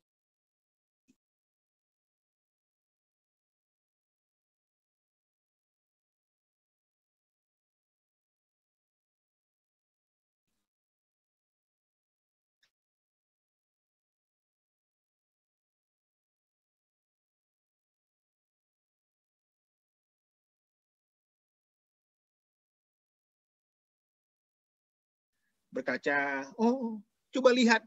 Bisa jadi jangan-jangan dosa kita, aib kita, kelemahan kita lebih banyak di pasangan kita yang kita benci hari ini. Cuman karena Allah belum membukanya saja. Kebetulan pasangan kita udah kebuka, kira-kira begitu. Istri-istri yang melaporkan suaminya selingkuh, saya tanya. Pak, suami saya Pak, WA mantan Pak. Wah, dia WA perempuan tiap malam Pak. Oke. Lalu sederhana saya tanya. Mohon maaf, kalau boleh tahu, apakah ibu pernah melakukan yang sama kepada lawan jenis?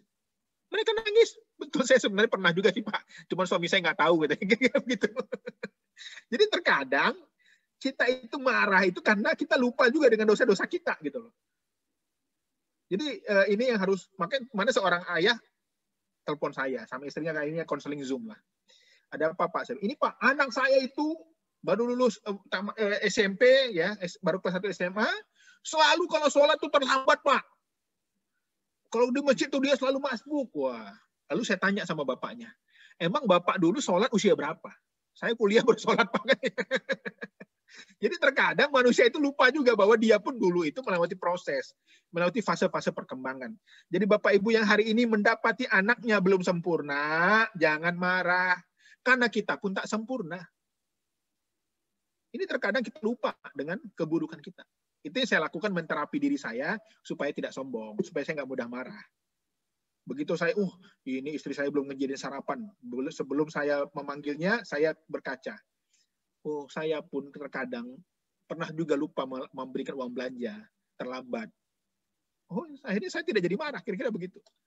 Jadi lagi-lagi ini hal yang penting menurut saya. Jadi coba ini praktis ya. Nanti bisa dilakukan, duduk senyaman mungkin, tarik nafas perlahan, pertahankan kondisi. Sekarang coba Anda nikmati rasa yang sedang Anda rasakan, sensasi dalam duduk sekarang. Rasakan betapa nyamannya posisi duduk Anda. Tidak ada rasa sakit dalam duduk Anda. Anda merasa nyaman sekali dengan posisi ini. Sekarang silakan Anda katakan, enaknya bisa duduk begini. Alhamdulillah. Ini contoh ya yang bisa kita lakukan praktek ya. Makanya me time itu perlu untuk diri kita. Ya, beristirahat, menyendiri sebentar ya, berzikir bisa juga untuk membuat kita bisa lebih rileks. Tadi sedikit menyangkut tentang seksual ya, ternyata memang saya pun mendapati beberapa keluhan-keluhan di kantor pekerjaan, karyawan-karyawan yang mudah marah, atasan yang mudah marah, ternyata mereka karena ada kebutuhan dasar mereka tidak terpenuhi, masuk seksual tadi. Ya, ini hati-hati dengan tidak terpenuhi kebutuhan seksual, karena orang yang tidak pernah mendapatkan kepuasan seksual itu akan berpengaruh kepada hormonalnya. Urat sarafnya menegang, tidak rileks ya. Sementara orang yang selalu mendapatkan kepuasan seksual itu dia akan mudah tersenyum. Bersiul-siul dia sambil cuci piring. Kenapa? Karena rileks. Tetapi orang yang tidak pernah mendapatkan ini, apakah karena suaminya ejakulasi dini, apakah karena tadi tidak tahu caranya, ya. Kenapa saya bilang tidak tahu? Karena ada pasangan-pasangan yang menikah beberapa tahun, nggak punya anak, ternyata mereka tidak tahu caranya. Harus diajarin kira-kira begitu. Ya, ada banyak juga pasangan yang kesakitan ketika pasangan menyentuhnya. Ada yang minta semua lampu dimatikan, ada yang pokoknya aneh-aneh lah yang saya dapati dari kasus-kasus pernikahan itu. Jadi lagi-lagi ternyata pasangan-pasangan yang LDR itu di tempat kerjanya menjadi salah satu sumber konflik. Kenapa? Karena mereka punya masalah psikologis. Beberapa waktu lalu saya menangani kasus yang LDR gara-gara pandemi nggak bisa ketemu karena dia larang atasannya, itu sampai atasannya mau dibunuh, mau dibakar kantornya, sampai seubun-ubunnya itu. Karena tadi kebutuhan dasar tidak terpenuhi. Makanya banyak suami-suami ya, mohon maaf saya tanya, begitu mereka selingkuh, saya tanya, bisa lihat foto istrinya Pak? Ini Pak. Bisa lihat foto selingkuhannya ini Pak. Lah, kok lebih cantik istri Bapak? Saya bilang, waktu itu saya lagi lapar Pak. Orang lapar itu melihat mbok-mbok kayak permaisuri, kira begitu. Jadi hati-hati dengan pasangan yang lapar, termasuk pada istri. Istri-istri yang suami yang bekerja sebagai pelaut, suaminya yang jarang pulang, itu berisiko untuk mengenyangkan diri sendiri gitu loh, kira-kira dengan cara yang tidak benar. Jadi ini hal yang penting menurut saya. Lagi-lagi kebahagiaan itu juga faktor psikologi seksual itu penting sekali. Ya, jadi lagi-lagi saya mendapati banyak pasangan yang sudah anak 5 bilang nggak cinta, bayangin coba, anak 5 nggak cinta. Ya. Bahkan ada suami-suami yang dia akhirnya mengaku selingkuh gara-gara dia beberapa keinginan seksualnya tidak dipenuhi istrinya, padahal kalau saya analisa tidak ada yang menyimpang, wajar-wajar saja gitu loh. Ya. Misalnya contohnya si suami ini selalu bekerja keluar kota, dia selalu melihat aurat orang lain, melihat pramugari segala macam, tetapi begitu di rumah si istri ini tidak pernah mau auratnya dilihat suaminya. Kalau mau berhubungan semua mati dilampukan, lampu dimatikan gitu kan.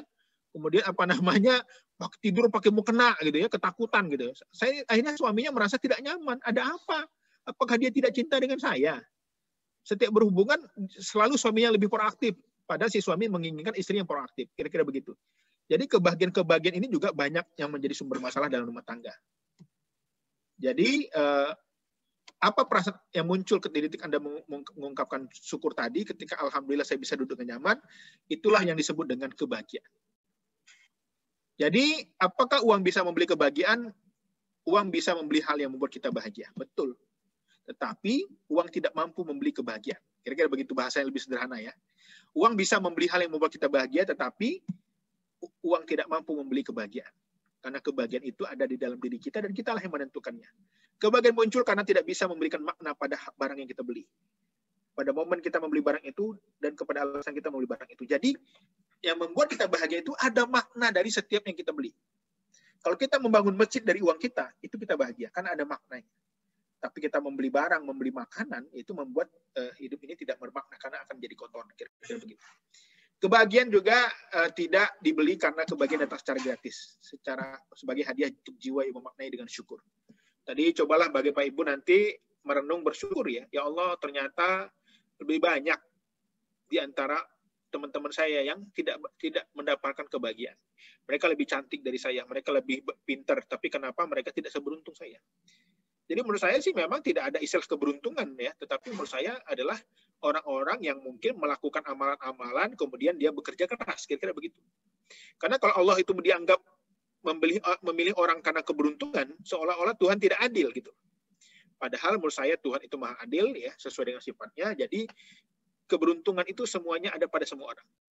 Jadi kalau hari ini kita belum beruntung, bukan tidak beruntung, tapi belum beruntung.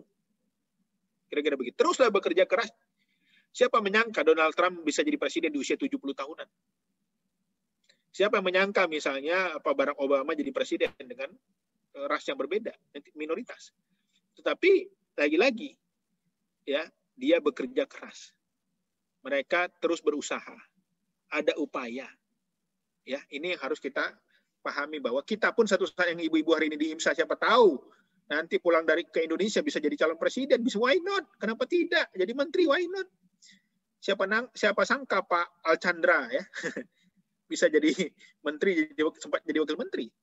Ya, padahal dia di sana sebagai ekspatriat gitu.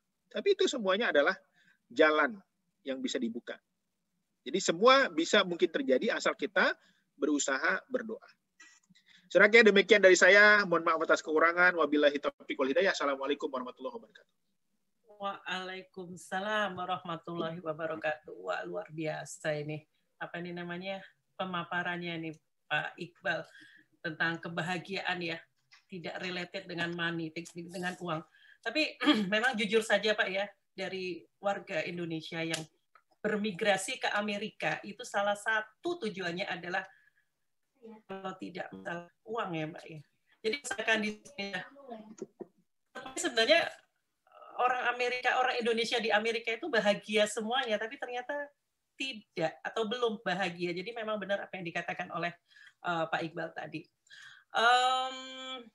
Di sini sudah ada beberapa pertanyaan. Ini langsung saja atau bagaimana Pak? Pertanyaan-pertanyaan ini ada dari langsung aja. Iya. Ada titipan pertanyaan, Pak Iqbal, di awal saya sepakat materi bukan segala-galanya, tapi dengan materi bisa melakukan segalanya termasuk kebaikan lainnya. Mohon dikomentari yang hal ini. Kalau perempuan itu matre, berarti wajar dong ya. Maksud saya wajar, tapi tidak mutlak. Tapi tidak sebaliknya. Matre tidak baik bagi laki-laki, karena biasanya jika istri terpenuhi kebutuhan materinya, biasanya akan bisa memenuhi kebutuhan psikis keluarganya. Ini pertanyaan pertama, Pak. Silakan. Nah, ini terima kasih, Bu. Jadi sama seperti dilema waktu ramai dibahas di Malaysia. Waktu saya tinggal di sana itu ramai banyak laki-laki protes karena kenapa mahar perempuan itu tinggi. Sehingga banyak orang tidak berani menikah. Oh, di Malaysia mahar tinggi? Iya, tinggi. Oh. Orang Melayu. Termasuk di Bugis dan lain-lain. Jadi yang murahan itu orang Jawa ya Pak ya, dikasihin orang Jawa, orang Sunda gitu ya. Tergantung juga. Oh iya. Tapi tergantung juga efek mahar itu tinggi atau rendah itu ada sisi positif, ada sisi negatif. Kalau rendah, seolah-olah laki-laki menggampangkan. Dia tidak pernah berpikir, ngapain modal 2 juta bisa kawin lagi, besok kalau gagal bisa modal kawin lagi. Tapi kalau tinggi, dia akan berpikir berulang kali gitu ya, untuk melakukannya lagi, kira-kira gitu. Jadi dan dia menghormati betul karena itu perjuangan untuk mendapatkan perempuan itu. Jadi lagi-lagi memang soal materialisme ini adalah sebuah sebenarnya bukan materinya, tetapi kebutuhan dasar. Saya sepakat. Bagaimana mungkin kita sebagai orang tua menyerahkan anak kita kepada orang yang tidak jelas? Tidak bisa, untuk dirinya pun nggak bisa dihidupi. Bagaimana dia akan menghidupi anak kita? Kira-kira begitu. Ya, untuk dirinya pun dia nggak bisa. Nggak punya perencanaan, nggak punya mimpi, nggak punya daya juang. Itu akhirnya sekarang banyak di email saya masuk, istri-istri yang menangis, Pak Iqbal tolong, saya bekerja sebagai PNS, saya honorer, suami saya kerjanya ongkang-ongkang kaki, ngerokok ngopi mancing, gitu. Kenapa? Tidak punya daya juang. tidak punya mimpi. Maka saya nanti seandainya memilih menantu, yang saya cari adalah bukan soal dia punya uang berapa, tapi apakah dia punya mimpi atau tidak. Dia punya daya juang atau tidak, dia pekerja keras atau tidak. Itu materialisme juga. Tapi materialis yang positif. Gitu. Yang diimage-kan perempuan materi itu seperti di sinetron itu. Yang dia kalau ada uang, dia pindah laki-laki. Ya, datang lagi laki-laki yang lebih besar lagi, dia pindah lagi. Itu materialis. Ya, tetapi yang kita gambarkan materi pada hari ini adalah bagaimana seorang mau menikah itu sudah siap. Kira-kira begitu. Baik dari psikis dan materi. Ya, jadi hal ini wajar menurut saya kalau orang tua itu mempertimbangkan aspek kemampuan dasar, kebutuhan dasar. Datang laki-laki bertanya, Bu, saya mau melamar anak ibu. Baik, nak, kami restui, tapi mohon maaf. Kira-kira nanti kalau menikah seperti apa? Wah, belum tahu, Bu. Saya numpang di rumah ibu aja ya. Susah kan? Wah, ini orang berarti tidak punya visi. Ini orang tidak punya rencana. Ini orang tidak punya daya juang. Gitu. Jadi lagi-lagi, bahkan ini pun dapat terjadi pada orang-orang yang berpendidikan tinggi, yang dia malas, menumpang hidup, dan lain-lain. Jadi menurut saya, itu bukan materialis menurut saya. Itu adalah orang-orang yang rasionalis, dan lagi-lagi, dia tidak mengejar kekayaan, tapi yang dia kejar adalah orang-orang yang bertanggung jawab. Karena berumah tangga itu nggak mudah. Banyak konflik-konflik terjadi juga karena rumah tangga. Saya pun menyadari dulu ketika saya kuliah, ya, beasiswa sering terlambat, pendapatan tidak ada, hanya di kampus saja mengejar impian doktor, ya. Itu lebih sensitif, lebih mudah marah berbanding ketika saya sudah jadi dekan, kira-kira begitu. Karena lagi-lagi, karena kebutuhan dasar sudah terpenuhi. Dulu bikin Allah kalau tanggal 25 nih, Allah tukang kontrakan udah datang nih, gimana ya, pusing gitu ya. Jadi lagi-lagi memang menurut saya ini bukan materi, tetapi ini adalah bagaimana kita melihat orang itu apakah punya daya juang atau tidak. Demikian. Oke, jadi yang dicari kalau mantu yang tough ya Pak ya, yang betul. Dia bisa berjuang. Tangguh, ya. Tangguh. Nah tuh, Masya Allah, luar biasa. Terima kasih Pak. Ini ada lagi pertanyaan. Yang kedua, kebahagiaan adalah ibarat mimpi, di mana mimpi akan tetap menjadi mimpi selama kita tidak bangkit dari tidur untuk bergerak maju meraihnya. Karena itu, untuk meraih bahagia harus bergerak untuk meraihnya. Bagaimana menurut Pak Iqbal, dan apakah kebahagiaan itu seperti obsesi yang harus kita raih? Nah, ini. Ya, jadi saya kira memang kebahagiaan itu harus ada usaha meraihnya. Termasuk dengan merubah mindset tadi. Banyak orang tidak bahagia walaupun dia sudah punya segalanya, karena dia tidak mau merubah dirinya, cara pandangnya, sudut pandangnya. Gitu. Jadi sedih sekali misalnya banyak kasus, banyak istri-istri yang tidak nyaman kalau mertuanya datang. Marah kalau mertuanya datang. Marah kalau adik iparnya numpang. Itu menyakitkan bagi suami. Padahal kebahagiaan seorang suami itu adalah ketika pencahariannya bisa dinikmati keluarganya dan orang tuanya. Makanya akhirnya tidak bahagia jadinya. Uangnya banyak tapi nggak bahagia. Karena apa? Karena ada orang yang tidak ikhlas. Ada orang yang tidak bersyukur di dalam rumah tangga itu. Saya mendapati banyak kasus di mana suami suatu hari menulis diari puluhan tahun yang lalu. Sudah lama-lama suami ini ternyata tugas keluar kota selalu minta istrinya LDR terus. Istrinya pengen ikut, dia nggak mau, nggak usah. Ternyata satu hari si istri buka-buka lemari, ketemulah diary suaminya. Dan apa yang dikatakan suaminya di surat itu? Mohon maaf, sampai saat ini aku tidak bisa mencintai istriku. Karena dia pernah menyakiti hati ibuku. Dia pernah membentak ibuku. Dia pernah memarahi ibuku. Dia pernah menjelek-jelekan keluargaku. Dan akhirnya si istri taubat, sadar, malu. Ternyata, ya, bagi kebahagiaan bagi seorang suami adalah ketika keluarganya pun bisa menikmati jerih payahnya. Itu, Bu. Jadi, lagi-lagi memang harus ada usaha. Jadi lagi-lagi kalau hari ini ada penghalang kebahagiaan kita, harus diselesaikan. Siapa penghalangnya? Misalnya suami yang tidak suka kepada ibu kita. Apa masalahnya? Ya, ini harus menjadi perhatian. Jadi masalah itu jangan ditumpuk, diselesaikan. Jadi lagi-lagi terkadang kita nggak bersyukur. Mohon maaf, ini lagi-lagi saya ungkit tidak bersyukur. Terkadang sudahlah fisik kita tidak sempurna, tidak cantik pula, mendapat suami yang baik, ganteng, ya. Ada aja kesalahan yang kita cari. Kenapa suami saya nggak romantis, Pak? Yang romantis itu yang genit biasanya, Bu. Yang genit-genit itu romantis. Jadi kalau ada suami yang romantis itu biasa genit. Oh, maaf, suami-suami yang romantis. Enggak semua juga. Bahaya nih ya. Ini ajarannya Pak Iqbal nih. Mohon maaf. Jadi tidak berarti tidak romantis itu tidak baik gitu. Karena terkadang ya saya tanya ke istri saya juga, kenapa sih dulu mau menerima lamaran saya sementara banyak orang yang mau dengan dia? Karena kata istri saya, karena saya nggak genit. Saya itu dari dulu walaupun istri saya di kelas saya tuh komunikasi ya kayak lo gue apa namanya udah jalankan, nggak ada yang kayak Afwan yang pura-pura baik, yang pura-pura minjam buku itu saya nggak kayak gitu loh. Sementara orang lain pura-pura minjam buku, pura-pura apa gitu ya. Kebetulan mertua saya dulu kiai gitu ya, pura-pura nanya-nanya kitab gitu ya. Saya enggak, saya ya santai-santai aja. Saya kuliah luar negeri gitu, saya tanya gitu kan, gitu loh. Jadi terkadang kita juga tidak sadar diri dengan kelemahan kita. Kita mencari kelemahan pasangan kita, tapi kita tidak berkaca bahwa kita pun tak sempurna. Ya, ada orang lebih cantik dari kita banyak, lebih pintar. Tapi kenapa kita yang dapat suami tinggal di Amerika? Belum tentu mereka dapat. Apakah kita syukuri? Ya, terkadang ini dilontarkan oleh, mohon maaf, saya mendapati ya Allah kalau saya itu cerita gitu ya, saya dapati pada istri-istri yang mohon maaf secara fisik nggak cantik, secara akhlak buruk, tetapi dia datang membawa suaminya minta diceramahin karena suaminya tidak sempurna.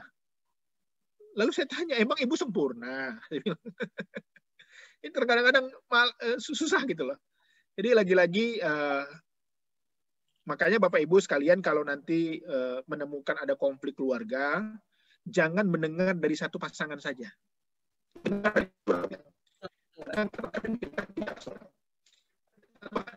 Ibu istrinya bahwa dia itu dilarang pergi berdakwah. Wah, saya pun udah mulai, wah ini ngeri nih masalahnya. Begitu saya dihadapkan pada suami, apa kata suaminya? Pak, bagaimana mungkin istri saya tidak larang? Dia berbicara berdakwah tentang parenting, tentang keluarga sakinah kemana-mana, tetapi rumah tangganya berantakan, Pak. Anaknya nggak pernah dikasih makan, Pak. Rumahnya jorok, Pak. Dengan suami melawan, Pak. Ini jadi pelajaran penting gitu. Jadi, akhirnya istrinya nangis gitu loh. Jadi adil melihat menyikapi sebuah masalah. Terkadang ibu-ibu kan suka ngomporin nih, hati-hati nih ibu-ibu nih. Begitu dengar suami saya selingkuh dengan mantannya WA-WA-an ya, langsung ngomporin, udah cerai aja, jangan dulu tanya dulu kenapa. Karena selingkuh itu tidak datang dengan tiba-tiba. Selingkuh itu ada prosesnya. Selingkuh itu adalah bukti bahwa ada masalah yang tidak diselesaikan. Selingkuh itu bukan hanya karena pelakor, bukan. Tapi karena ada masalah yang tidak selesai. Dan ujungnya adalah selingkuh. Kira-kira begitu, Bu. Terima kasih. Hari ini saya semangat sekali nih. Ngomongin pelakor lagi nih Pak. Wah, bisa banyak pertanyaan. Banyak sekali nih pertanyaan nih. Sebentar. Ini tadi dari Bu Nur Faona. Assalamualaikum warahmatullahi wabarakatuh. Pak Iqbal, apakah penting membuat orang lain bahagia atau kebahagiaan kita sendiri yang lebih penting? Oh, jadi ya, saya kira membuat orang lain bahagia itu salah satu cara bahagia. Saya selama Ramadan kemarin mencoba dengan anak-anak ya, untuk menjelang buka puasa jam 4:30 kami bungkus-bungkus makanan beli atau masak. Lalu kami kotak-kotakin atau plastikin, kami minta saya dan anak keliling kampung di sekitar rumah kami. Naik sepeda, ada naik motor gitu ya, untuk bagi-bagi takjil. Ternyata itu luar biasa. Walaupun hanya modal 100-200 ribu, Masya Allah. Ketika kami membagikan makanan itu kepada orang yang lagi termenung di rumahnya karena hari ini mau buka tidak punya apa-apa, menitis air mata kami. Di situ kami akhirnya bersyukur bahwa selama ini ternyata kami itu tidak peduli dengan tetangga, tidak peduli dengan keluarga. Jadi kalau hari ini ibu tidak bahagia karena mungkin pasangan ibu belum membahagiakan ibu, maka carilah jalan berbahagia dengan cara membahagiakan orang lain. Karena kebaikan itu berbalik. Ada video ya yang itu ketika orang itu kita sama kayak kebahagiaan itu ibarat kita di Facebook atau di sosmed. Kenapa orang jarang komen di Facebook kita? Karena kita jarang komen di Facebook orang. Kira-kira begitu. Kalau kita sering komen, memberi apresiasi atas apa yang diposting orang, orang pun akan membalasnya. Demikian juga kebaikan itu. Jadi kalau hari ini mertua kita tidak baik, suami kita tidak baik, teruslah berbuat baik. Insya Allah kebaikan itu akan berbalik. Demikian. Jadi ini kayak efek bumerang ya Pak ya? Betul sekali. Minimum kita dapat pahala dulu lah. Iya. Tapi itu kebahagiaan itu memang kalau secara psikologis itu untuk semua manusia atau tertentu saja, Pak? Jadi seperti ini, kalau kita sudah mengerti ya Pak ya bahwa kebahagiaan itu apabila ada seseorang yang bisa memberikan kebahagiaan orang lain atau memberikan manfaat kepada orang lain. Tapi saya pernah menemui orang yang bahagia sekali apabila pundi-pundi uangnya itu bertambah. Jadi dia itu kebahagiaan dia sampai kita berpikir seperti kalau di Donald BP itu Paman Gober. Tahu nggak Pak ya? Paman Gober jadi setiap hari. Nah itu bahagia sekali. Jadi kalau uangnya hilang dikit, wah dia langsung nggak bahagia. Jadi saya berpikir apakah bahagia itu setiap orang tuh berbeda atau memang kayak universal gitu, bahagia itu seperti itu. Ya, makanya setiap orang memiliki standar kebahagiaan masing-masing. Oh, tidak bisa sama ya Pak ya? Tidak bisa sama. Tapi terkadang orang menghindar dari mengatakan materi karena dia belum punya aja gitu aja. Karena dia nggak bisa mencarinya aja. Kalau dia bisa mencarinya, dia pun bagian bisa mengatakan itu. Tetapi menurut saya tadi, jangan mengatakan bahwa uang bukan segala-galanya. Karena jangan mengatakan bahwa uang bisa dibawa.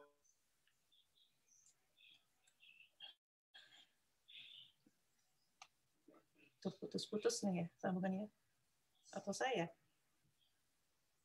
Dia malas-malasan pincing-mancing doang kerjanya, nggak bekerja keras. Jadi ini terjadi juga pada umat Islam, pada sebagian besar beranggapan bahwa tidak perlu kaya. Padahal Nabi Muhammad ketika menikahi Sayyidina Khadijah sebagai orang kaya loh. Puluhan ekor unta dia bagi sebagai maharnya. Gitu. Jadi lagi-lagi sementara laki-laki Indonesia kebanyakan seperangkat alat sholat dibayar tunai kayak gitu ya. Mayoritas lah ya. Gitu ya, ya akhirnya karena modalnya cuma seperangkat alat sholat dibayar tunai, akhirnya dia memudahkan segala urusan gitu loh. Gampang lah, ntar kalau gagal kawin lagi, kalau cuma seperangkat alat sholat doang gitu ya. Itu pun kadang-kadang kredit gitu ya. Jadi lagi Islam itu hadir memuliakan perempuan. Jangan jahiliyah orang. Jadi surat dalam Al-Quran itu bukan menganjurkan istri 4, tapi mengurangi istri, kira-kira begitu. Karena zaman dulu orang istri sampai 15 ya, 9 ya. Tapi lagi-lagi Islam itu memuliakan perempuan. Dulu anak perempuan dikubur hidup-hidup ya. Islam melarangnya, mengharamkannya. Lalu Islam mewajibkan ketika menikah itu membayar mahar. Itu sebagai dari wujud penghargaan Islam dalam perempuan. Jadi lagi-lagi Bapak Ibu sekalian, bersyukurlah kita sebagai wanita muslim karena memang dalam Islam kita dimuliakan. Surga itu ada di bawah telapak anak kita, surga anak kita ada di bawah kaki ibunya dan kita. Jadi mulia sekali sebagai seorang wanita muslim ya. Dan lagi-lagi setiap orang itu menurut saya kebahagiaan itu bisa diciptakan. Kebahagiaan itu bisa diciptakan. Ya, kalau bisa dengan uang, salah satunya kenapa tidak? Jangan sampai menutup kemungkinan bahwa kita bisa membantu banyak orang. Karena dengan banyak orang, dengan banyak uang, kita bisa bantu banyak orang kok. Gitu. Kira-kira demikian. Oke. Terima kasih Pak. Ini masih banyak pertanyaan nih. Insya Allah. Ada lagi pertanyaan ini Pak. Aduh banyak sekali pertanyaannya ini. Jadi ingat filmnya Will Smith, Pursuit of Happiness. Nah ini tadi yang sudah saya jelaskan. Will Smith ya. Ya, di San Francisco itu Pak. Will Smith ya itu sama Jaden Smith. Karakter dia tanya kenapa Thomas Jefferson menulis yang termasuk dalam HAM adalah Life, Liberty, and the Pursuit of Happiness. Jadi happiness sendiri bukan hak, hanya the pursuit. Kalau pembukaan UUD 45 menyebut kemerdekaan adalah hak segala bangsa, tapi nggak nyebut soal kebahagiaan. Apakah ada peran pemerintah dalam masalah ini?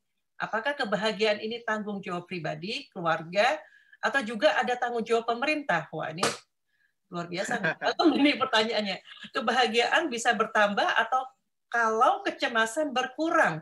Jadi misalnya adanya askes, tunjangan kemiskinan dari pemerintah bisa membantu meningkatkan kebahagiaan itu. Di sisi lain, tidak semua bentuk happiness pribadi itu sendiri kan halal, jadi harus ada pembatasnya.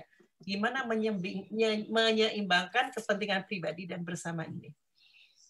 Ya, saya kira ini bicara tentang welfare state ya, tentang negara sejahtera. Memang pada teorinya begitu, bahwa masyarakat itu akan lebih bahagia bila kehidupannya terjamin. Dan saya melihat langsung di beberapa negara tempat saya pernah sekolah, ya saya pernah juga jadi fellow di National University of Singapore, ya. Saya pernah juga dapat scholarship di Turin, Italia, di ILO Training Center ya. Dan saya melihat memang beberapa saya juga pernah sekolah di Taiwan. Beberapa negara yang jaminan sosialnya itu cukup baik, itu membuat orang itu lebih tenang. Kira-kira begitu. Sementara di Indonesia ini, walaupun jaminan sosialnya ada, tapi untuk mendapatkannya sangat susah, ngantri panjang ya, dan itu berisiko. Jadi lagi-lagi memang harusnya memang kebahagiaan ini adalah kolaborasi. Ada namanya yang bisa diciptakan dalam diri kita, tapi ada yang diciptakan karena lingkungan. Tadi benar, kecemasan, keamanan itu menjadi salah satu isu terkini yang harus kita selesaikan. Tapi kita tidak bisa merubah orang lain. Kita nggak bisa merubah negara. Tapi kita bisa merubah mindset kita minimal. Yang hari ini kita jarang bersyukur, yang hari ini kita sudah mudah mengeluh, ya mudah marah, maka bersyukurlah. Ingatlah bahwa ya ada kehidupan setelah kematian. Islam mengajarkan dunia ini kita tidak kenal harus capek, karena nanti istirahatnya di akhirat gitu. Jadi jangan berhenti berdakwah, jangan mengeluh ya, teruslah berbuat baik, mengumpulkan pahala. Karena nanti semuanya akan kita nikmati karena kehidupan abadi itu ada di akhirat. Makanya saya menemukan juga, ini penting Bapak Ibu sekalian ya, tentang banyak orang yang takut mati. Tapi sebagian besar ada orang pengen mati, kira-kira begitu ya. Kenapa kira-kira? Karena ternyata memang ada pemahaman yang berbeda tentang kematian. Bagi saya yang saya pahami, kematian itu bukanlah akhir segalanya. Dia bukan mati sebenarnya, tetapi dia sama seperti kita ada memiliki beberapa fase, ya. Ada alam rahim ya, di mana kita dalam kandungan ibu kita. Demikian juga di dunia ini ya, itu ada fase-fase, ada tahapan-tahapan sampai nanti ada alam surga dan lain-lain. Jadi menurut saya memang ini kolaborasi idealnya seperti itu. Terima kasih. Oke, terima kasih. Ini ada pertanyaan lagi nih yang diberikan pribadi kepada saya.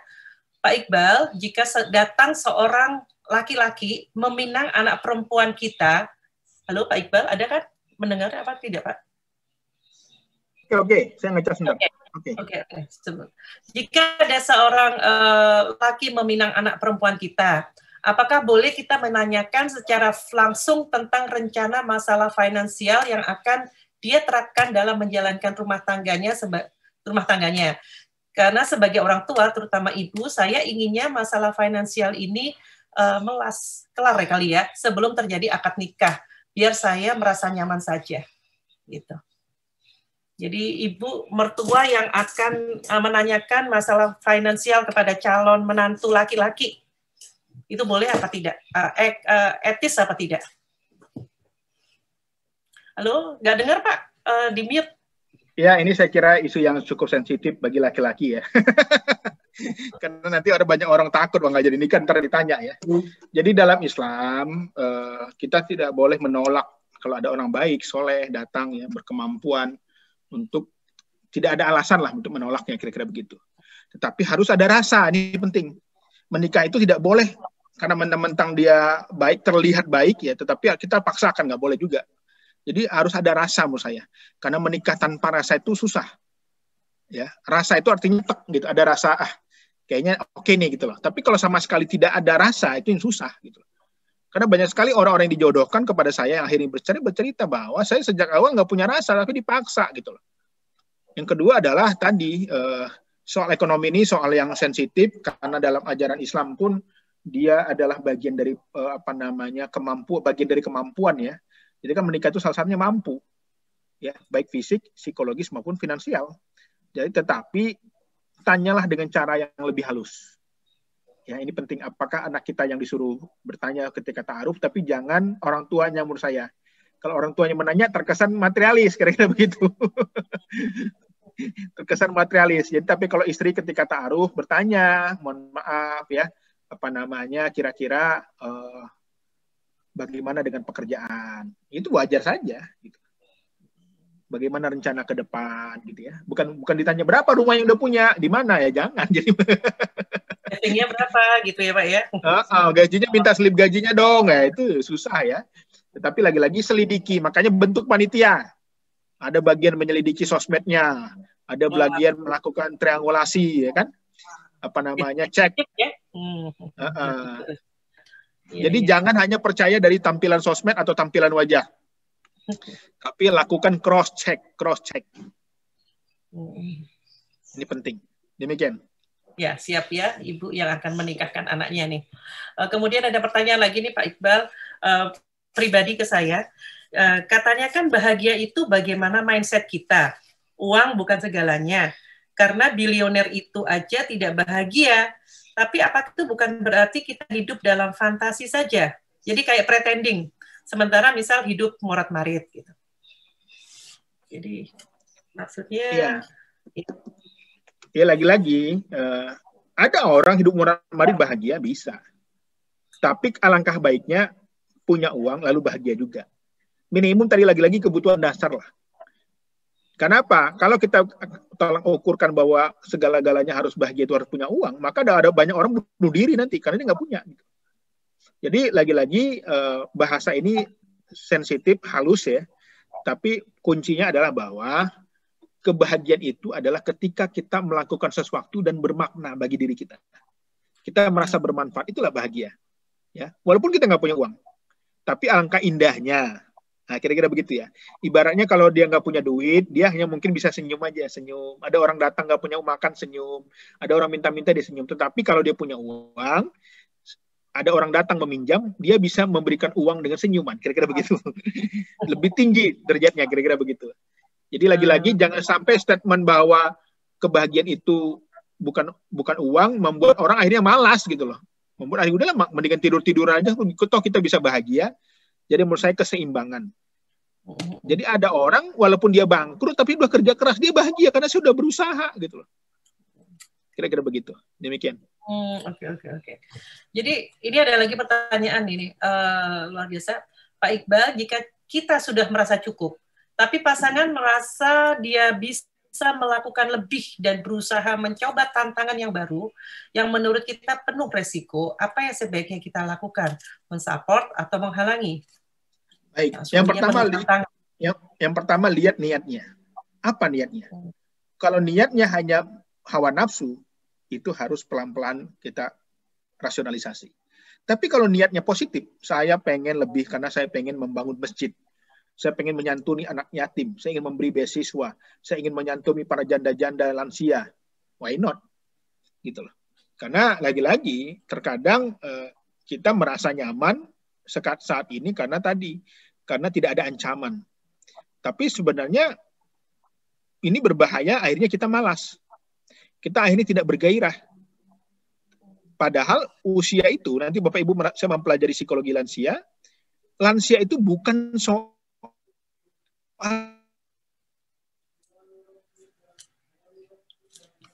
mati lagi nih Pak. Uang. Oke.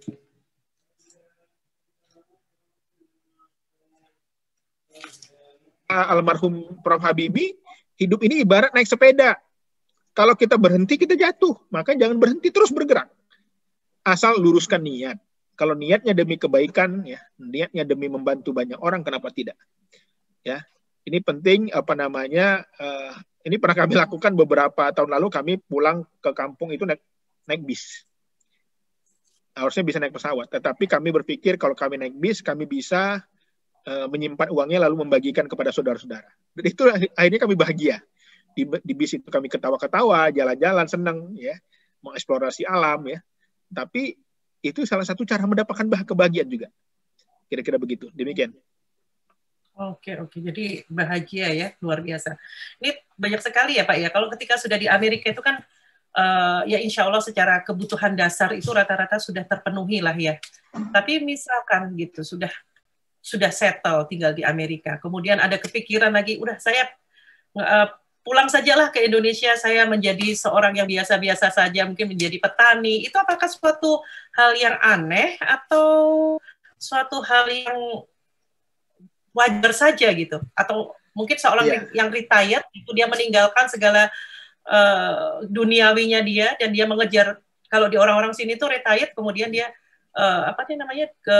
mungkin di hutan di ini sendiri gitu, nggak mengejar kebahagiaannya dia sendiri gitu. Itu bagaimana? Jadi ada dalam teori hierarki Maslow, ya, yang pertama itu kebutuhan dasar, kemudian ada rasa aman, dan terakhir namanya aktualisasi diri.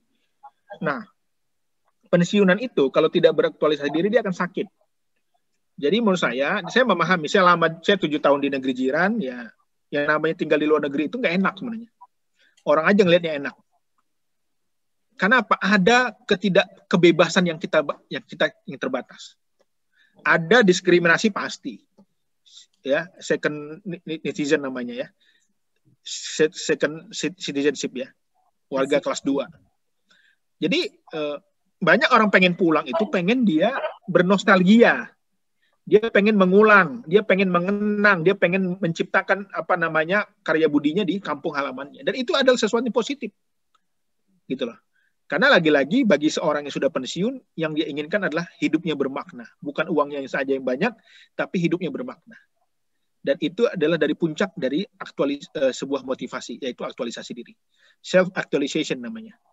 Jadi menurut saya itu hal yang positif, harus didukung ya. Jadi lagi-lagi saya dulu termasuk orang yang berpikir nggak mau pulang juga.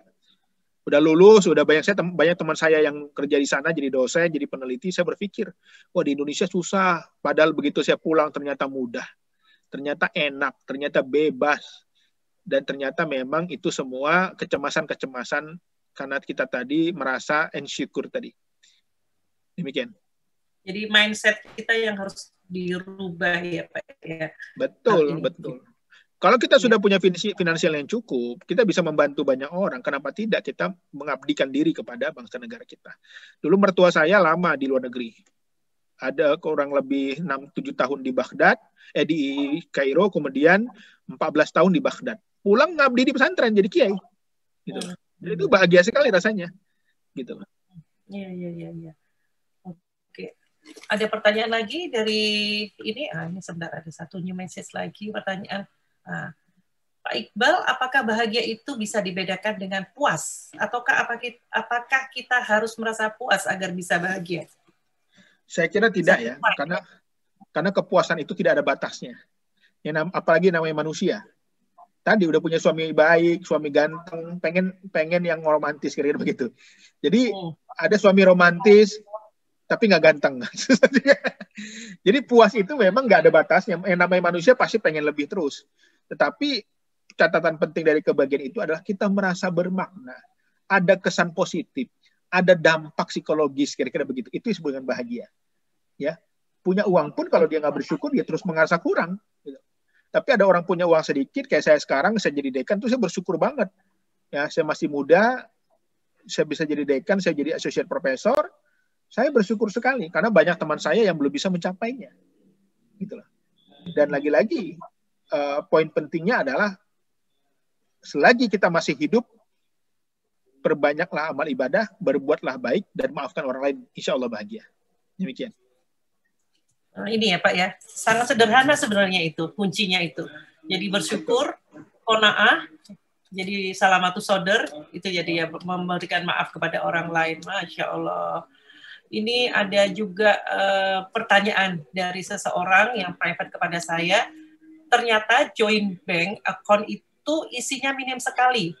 Tapi masing-masing suami dan istri itu punya private bank account sehingga suami suka mengandalkan istrinya untuk kebutuhan primer. Dan kalau joint account-nya PIN-nya suka diganti oleh suami tanpa memberitahukan istrinya. Bagaimana dengan kondisi seperti ini? Jadi ada joint bank account tuh suami istri Pak kalau di sini ini. Ya, oke. Jadi menurut saya begini. Sama pertanyaannya gini, Bu Iwin. Apakah beda antara uang belanja dengan nafkah? Wah, itu kemarin rame, Pak. Ada beberapa suami yang protes. Saya bilang, wah, protes ke Pak Iqbal nih. Ya, kalau ada uangnya, nggak masalah beda. Kalau ada uangnya. Tapi lagi-lagi, ya, yang namanya nafkah itu bukan hanya makan. Ya. Tapi menurut saya ada juga, ini tingkat advance ya, walaupun tidak ada dalam aturan agama harusnya. Tetapi menurut saya, kalau suami punya rezeki, berilah. Insya Allah akan lebih bahagia. Karena lagi-lagi banyak sekali saya dapati istri-istri itu yang dia dizolimi dari segi finansial. Contohnya dia punya usaha bersama ya, yang kasus saya tangani ya, punya usaha bersama, tetapi istrinya tidak dikasih megang duit. Alasan suaminya kan di ATM ada. Tapi begitu istrinya make, dia audit, dimarahin gitu ya. Alangkah indahnya kalau dia pun dipekerjakan digaji profesional. Ya, kalaupun nanti ada aset bersama saham dan lain-lain itu bisa diatur. Jadi lagi-lagi menurut saya seberapapun yang diberikan ke istri di luar nafkah itu bermakna, membuat dia merasa berharga. Ya. Jadi saya pun sekarang sering diprotes sama bapak-bapak. Ini Pak Iqbal nih katanya suka bela-belain ibu-ibu katanya supaya sering diundang lagi. Bukan begitu. Ini karena pengalaman saya nanganin kasus begitu ceritanya biasanya gitu loh. Karena banyak perempuan dizolimi, disakiti menurut saya gitu. Nggak fair menurut saya gitu loh. Nggak fair. Nggak fair. Karena lagi-lagi dia punya ijazah. Dia kalau kerja dilarang, disuruh ngurus anak, tapi kenapa dia tidak dihargai? Kalau dia mau kerja dia bisa dapat uang banyak kok. Gitu. Tetapi kenapa suami tidak mempertimbangkan itu sebagai sebuah faktor yang harus dihargai? Gitu. Pengorbanannya, kesetiaannya, gitu loh. Jadi kalau saya pernah mendamaikan suami istri yang itu untuk menaikkan uang belanja, bayangin coba, negosiasi soal uang belanja itu berhasil gitu loh. Istrinya dikasih 23 juta sebulan merasa kurang ya kan. Akhirnya saya diminta jadi fasilitator, akhirnya naik jadi 27 juta. Ternyata suaminya bilang begini, saya bukan nggak mau ngasih Pak, saya takut kalau istri saya uang banyak dia lari, dia selingkuh gitu. Kebalikan ya. Jadi rumah tangga itu macam-macam. Makanya lagi-lagi mohon maaf ya. Walaupun pendekatan psikologi Islam, berbasis Islam, walaupun saya bukan ahli syariah, tapi kalau ada pertimbangan-pertimbangan syariah, monggo ditanyakan kepada ahlinya. Saya hanya memberikan gambaran-gambaran saja. Terima kasih. Oke. Tapi kalau istri penghasilannya lebih tinggi dari suami, apakah suami juga berkewajiban memberikan nafkah juga, Pak? Kalau begitu? Oh, tidak dong. Yang namanya mencari nafkah kan kebutuhan tanggung jawab suami.